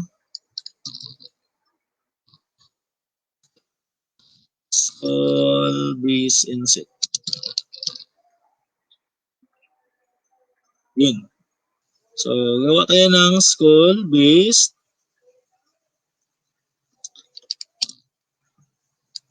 Duplicate lang po natin yung layer na to. So, press natin po yung layer dito na school base. At saka drag natin dito sa new. Okay? So, mayroon na tayong school base copy. So, ang gagawin nito sa school base copy, ilagay natin dito sa ibaba. Okay? At press natin po yung text na tools. Okay? Highlight natin. Type po tayo na inset. Okay? Yun. Type po tayo na inset. After that one, change the color. Gawin natin color white. Gagawin natin color white. Okay. Yun. At sa kalakihan ng konti yung inset.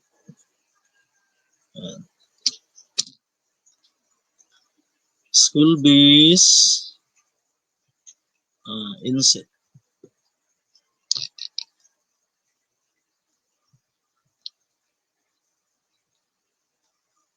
Okay. Ayan.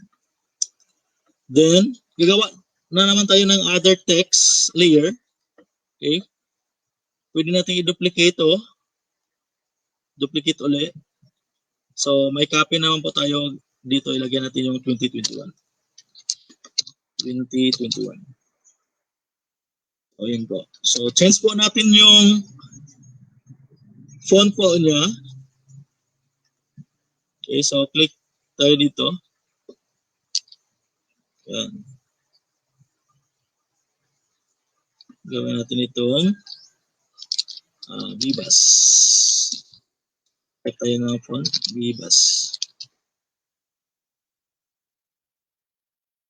Yun.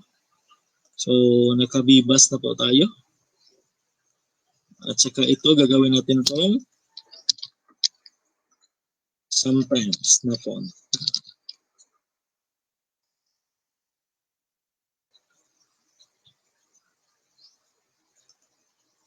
Okay.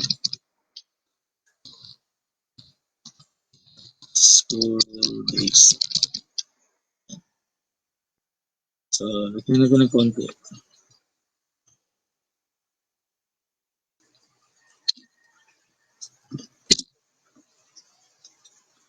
Okay.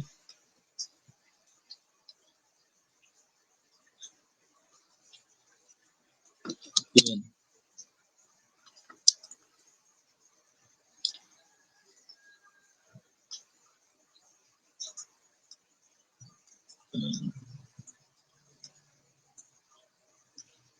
Okay. So, meron na tayong school-based inset na nagawa na text dito sa ating poster. So, di ba? Kung titignan natin sa mga layer dito sa gilid, sa ibaba, ang dami na nating layer. So, we have 1, 2, 3, 4, 5, 6. So, meron na tayong 6 na layer. So, what if ang dami mong image na i-integrate dito? Mag-insert po kayo ng picture of your school dito sa ibaba.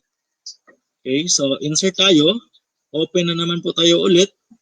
So maghanap po tayo ng picture of our school dito sa ibaba. So search tayo. Ito. So insert natin dito sa ibaba. Medyo magulo. Okay. Yan. So ulit, hold the mouse, then drag the pictures to our document tab. Okay, dito. At saka release natin yung image natin.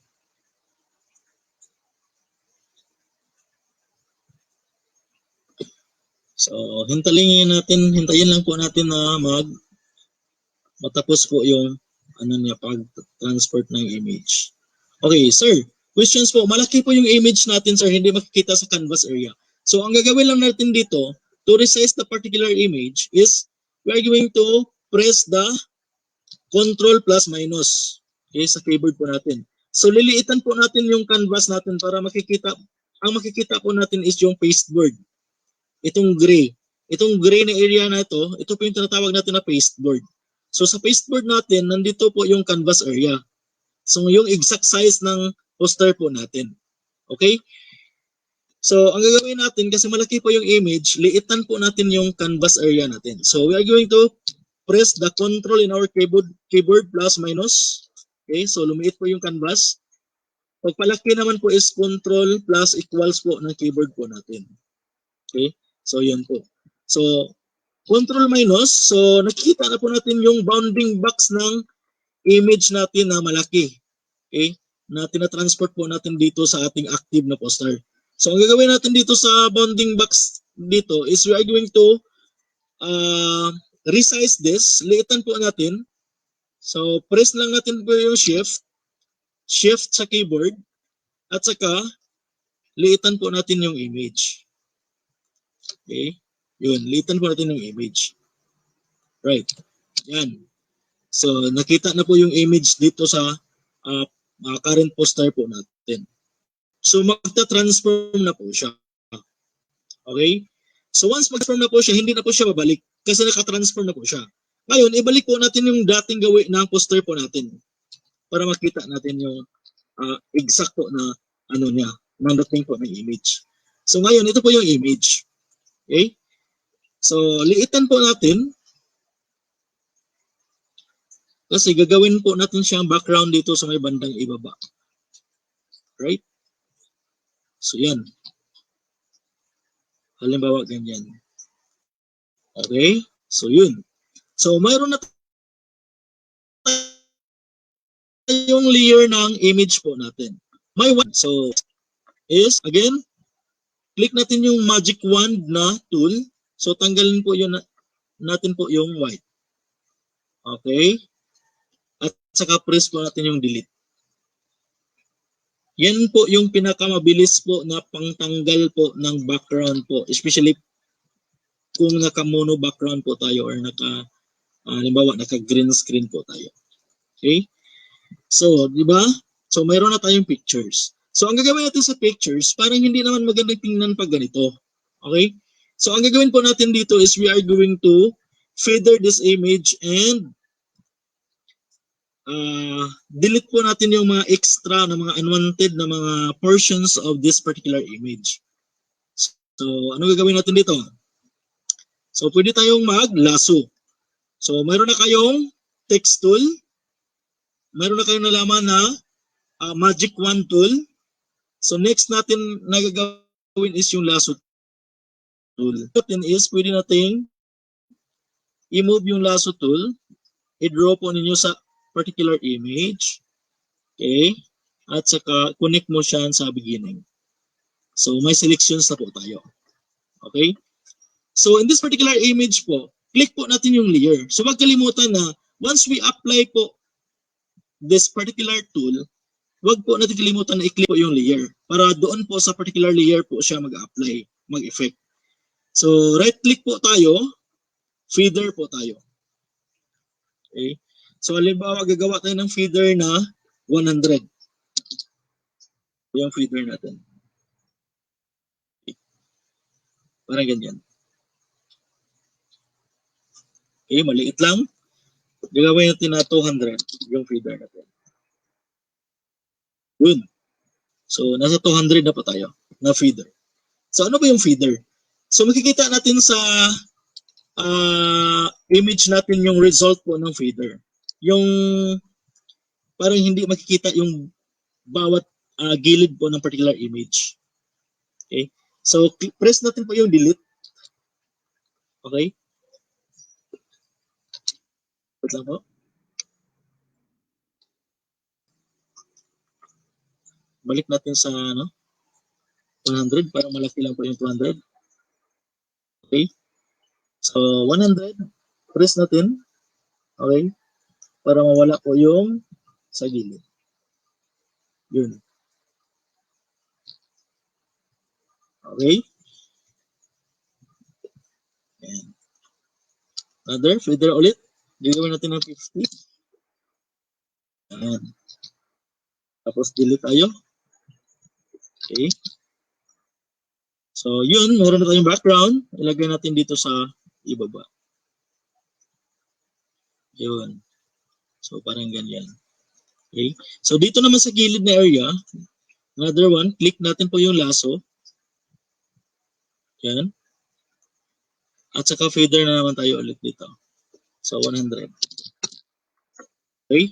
Press po natin yung delete sa keyboard. So, click natin yung layer, image layer, at saka press po natin yung delete sa keyboard. So, mayroon na tayong schools. Okay. Next po na gagawin natin is to apply brushes. So, ano po ba yung mga brushes? So, mayroon tayong mga presets po na brushes na nandito po sa Photoshop po natin. So, halimbawa, I click on the brushes. Okay. Then, options of brushes dito sa gilid. Kung saan po siya i-apply. Yun. Ito po yung mga presets po na brushes natin. Okay. So, halimbawa dito, mag-add tayo ng half tone brush. Okay. So, click lang po natin yung append tools dito sa gilid. At saka ito po yung mga present brushes na install ko po. Okay? So, hanapin natin yung half-tone na brushes. Half-tone. Yan. So, mayroon tayong 3D half-tone. Append lang natin to add the brushes on our plugins. So, append lang po natin. So, nag-move na po siya. So, dito na po yung nakikita po natin yung half-tone brush. So, for information naman po, ang dami naman pong free downloadable brushes po sa internet. Pwede nang hanapin yung mga downloadable na brushes. Okay? So, halimbawa, we select this one. Okay? So, saan po natin siya i-apply? Dito po sa background copy. Okay? So, click po natin yung background copy. Ito na po yung half-tone brush natin. Nakikita, nag-activate na po yung half-tone brush natin. Halimbawa, this one. We click this one. Okay, lagyan natin siya dito. Okay? Ito po yung result.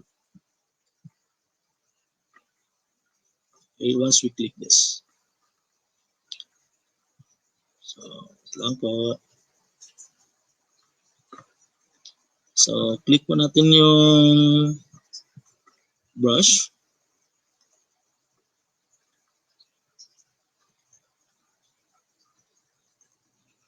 Okay.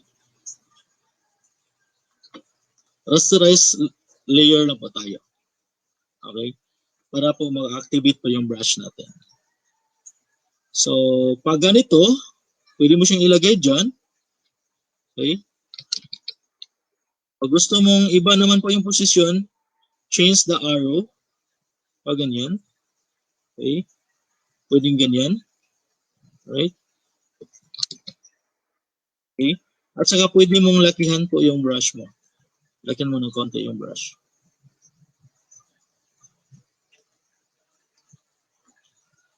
Okay. Parang ganyan. So, yan po yung isa po sa mga brushes po na ginagamit natin ngayon, yung half-tone. Pwede kayong mag-search. Okay, so rotate tayo dito. So, pag ganyan na naman yung dating natin ng brush. Okay, apply naman natin siya dito sa gilid. So, mayroon na tayong brushes. Yan. So, arrange lang na po natin yung proportion natin ng ating school-based INSET.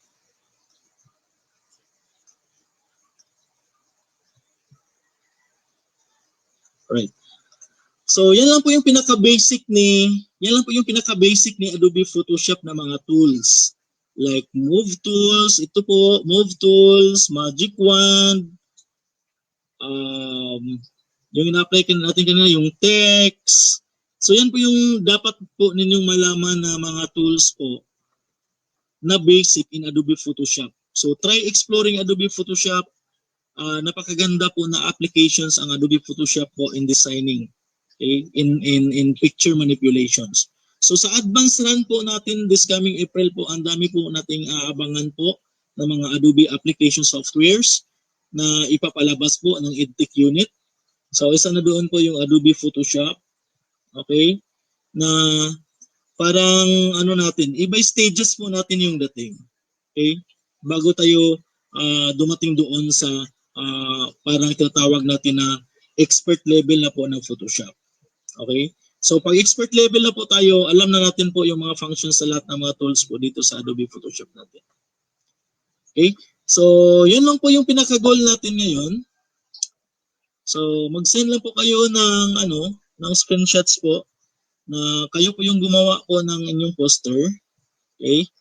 At saka yung sarili po ninyong school-based INSET poster po na ginawa natin sa basic Adobe Photoshop.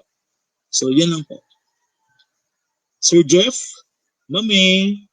So, tapos na po yung demonstrations po natin on that particular application or in this particular application. Thank you so much, Sir Glenn. Ayan, so we will be giving you, Sir Glenn, 5 questions and it's already 11:52, so medyo mabilisan na lang yung Q&A natin para makapag-lunch na rin po ang ating mga minamahal na teachers. Yes. So this will be the first question, sir. So we will be flashing the question on the screen. But I hope Sir Jeff please help me read the Yeah, question. okay. So our first question is from Sir Randolph B. Reveral Ustads, Wahab Akbar Elementary School, Isabela City. So considering our current pandemic situation, how can we apply the knowledge on Photoshop editing in our teaching? Okay, so um, pag nasa ano po tayo, pag nasa halimbawa teachers po tayo, nasa senior high school po tayo, okay? So we can apply po Photoshop in teaching, in editing for in teaching. Hello, come again, Sir Jeff? Hello, Yes, sir? po. Okay. So we can apply po in our teaching profession po ang Adobe Photoshop. Pwede po tayong magturo po online sa mga students po natin, kagaya po ng ginagawa po natin ngayon dito, na virtually po na nagtuturo po tayo sa ating klase ng Adobe Photoshop, or magagamit po natin yung Adobe Photoshop natin in designing our materials, in integrating pictures in our modules. Magagamit po natin yung Adobe Photoshop natin na knowledge. So kailangan po natin na maka-learn po tayo ng basic po ni Adobe Photoshop. Kahit mayroon po tayong mga ibang tools or ibang mga applications na pwede rin natin gamitin po sa ating pagtuturo po. Okay? So yun na po, Sir Jeff.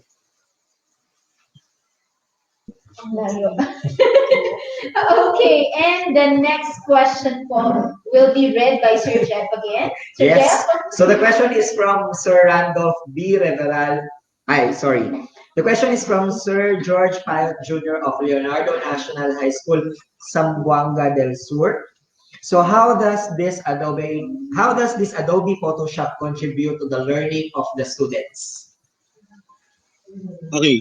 So in Adobe system po kasi, mayroon po tayong tinatawag natin na Adobe Academy po sa Adobe system. So mayroon po tayong mga courses po doon, okay? And on how we integrate this particular applications in our class. Okay? So paano po siya ma-contribute to learning of the students? Kasi in Photoshop, it involves designing kasi. So critical thinking. So pag mayroon po tayong problem na ibato po sa bata or ipapagawa po sa bata in Adobe Photoshop, halimbawa designing, yung bata po mag-think out of the box po siya. So it involves na po yung thinking ng bata kung paano po niya i-design po yung pinapagawa po natin in applying this particular Adobe Photoshop applications. So yun po. So I encourage everyone to, teachers, na hanapin po ninyo or search po ninyo yung Adobe Academy. Okay?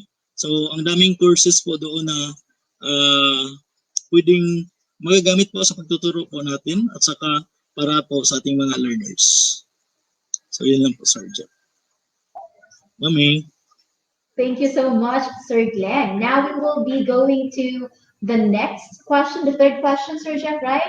Okay, this question is from Sir Raymond C. Reyes from Pecalion Elementary School, Nueva Ecija. And the question, sir, is, aside from Adobe Photoshop, do we still have other applications to recommend where we can edit pictures? Yes po. Ang dami naman pong mga applications. Okay? Mayroon po tayong mga third-party mga applications po na pwede. Mayroong mga mobile applications po na pwede natin gamitin to edit our pictures. Okay? So, yun naman ngayon na grabe na po ang technology. Okay? So, ang dami pong mga applications or software applications po aside po from Adobe Photoshop na magagamit po natin to edit pictures. So, yun po yung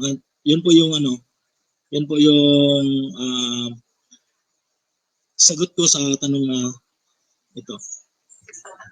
Okay, thank you so much for that. Now, Sir Glenn, this will be the fourth question naman po, coming from Ma'am Cristel M.C. Quezada of Capalong Elementary School, Quezon. Does the Department of Education offer free Adobe Photoshop software for public school teachers? Okay. parang ano parang parang ang bigat ng parang ang bigat ng tanong. I am I the right person to see this? Okay, so the Department of Education offers free Adobe Photoshop software for public school teachers.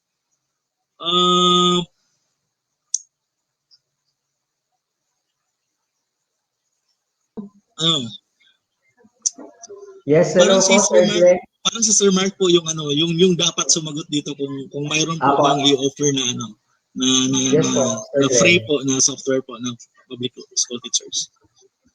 Opo, si Sir Mark po kasi is currently on his way papunta po sa airport kasi pupunta sila ngayon ng Dumaguete. So, for information po, no, katulad nga po nung nabanggit ko kanina, our IT officers po, yung bawat SDO po, meron pong binigay na mga Adobe software po, which is full version po sa ating pong mga public school teachers.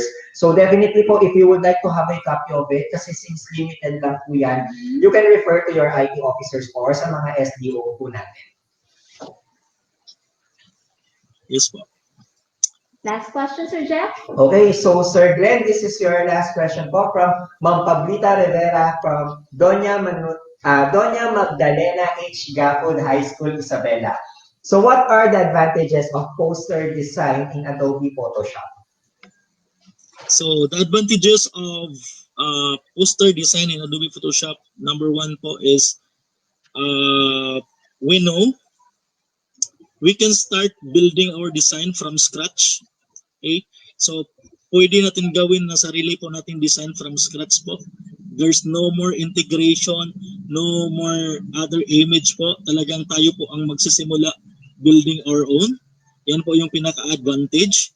Kasi ang dami pong software ngayon na ready-made na talaga. May mga templates na lang tayo na we are going to change.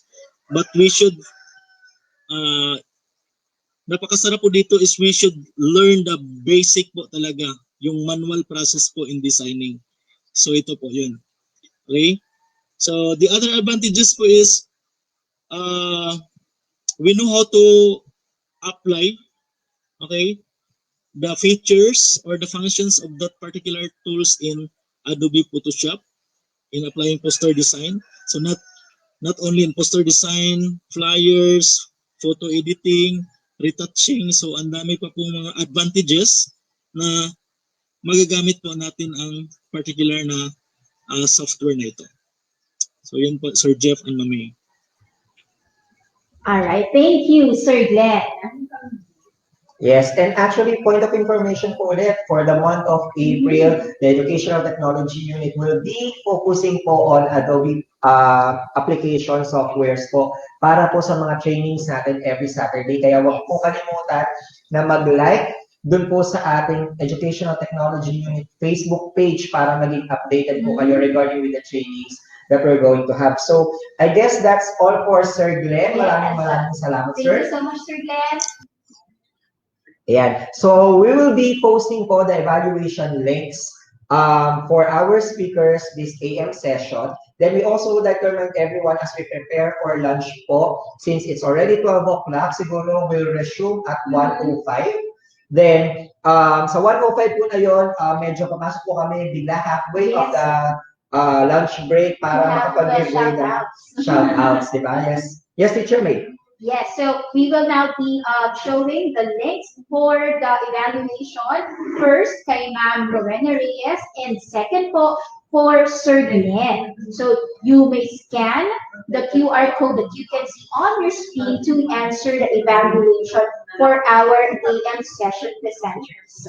Yes, and also don't forget po to use our hashtag for today, the virtual INSET Day 3, sa pagpo-post po ng inyong mga selfies para po mabilis din namin mahanap as well as yung mga shoutouts ninyo. I-comment nyo lang po dito sa aming mga Facebook pages and as well as sa YouTube channel po. And we were so glad po to see your groupies and your selfies from different parts of the Philippines. So Sir Jeff, let's pause for a while and let's have our lunch break.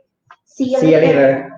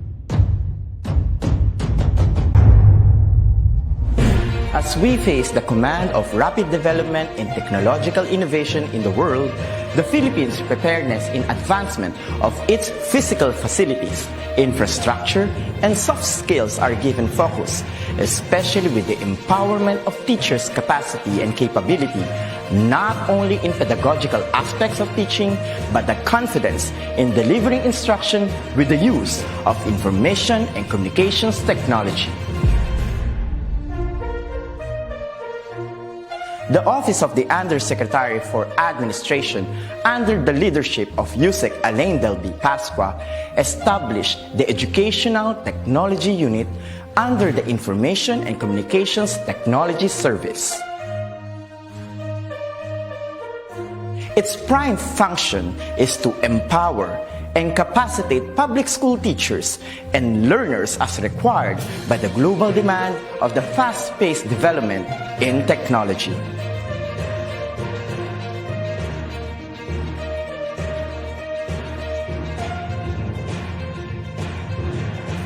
The task of the Educational Technology Unit is to promote and solidify the innovation and digitization projects that will support the requirements of the K-12 curriculum in delivering quality, accessible, relevant, and liberating education for all.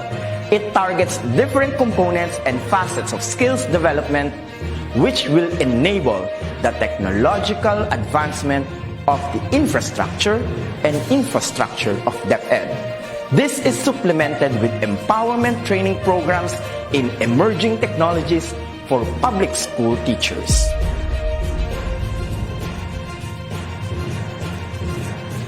The programs of the EdTech unit target the emerging pedagogies focused on open educational resources, robotics and mechatronics, coding and programming, virtual reality and augmented reality in education, mobile application development, Internet of Things, and the productivity tools for learning, which includes Microsoft Office 365, Google Apps for Education, and the different Adobe software tools. In addition, the maneuver of in-house applications such as the DepEd Commons and the DepEd Learning Management System is under the flagship of the EdTech unit. The supervision of DepEd TV in ensuring world-class produced video lessons is another task of the office.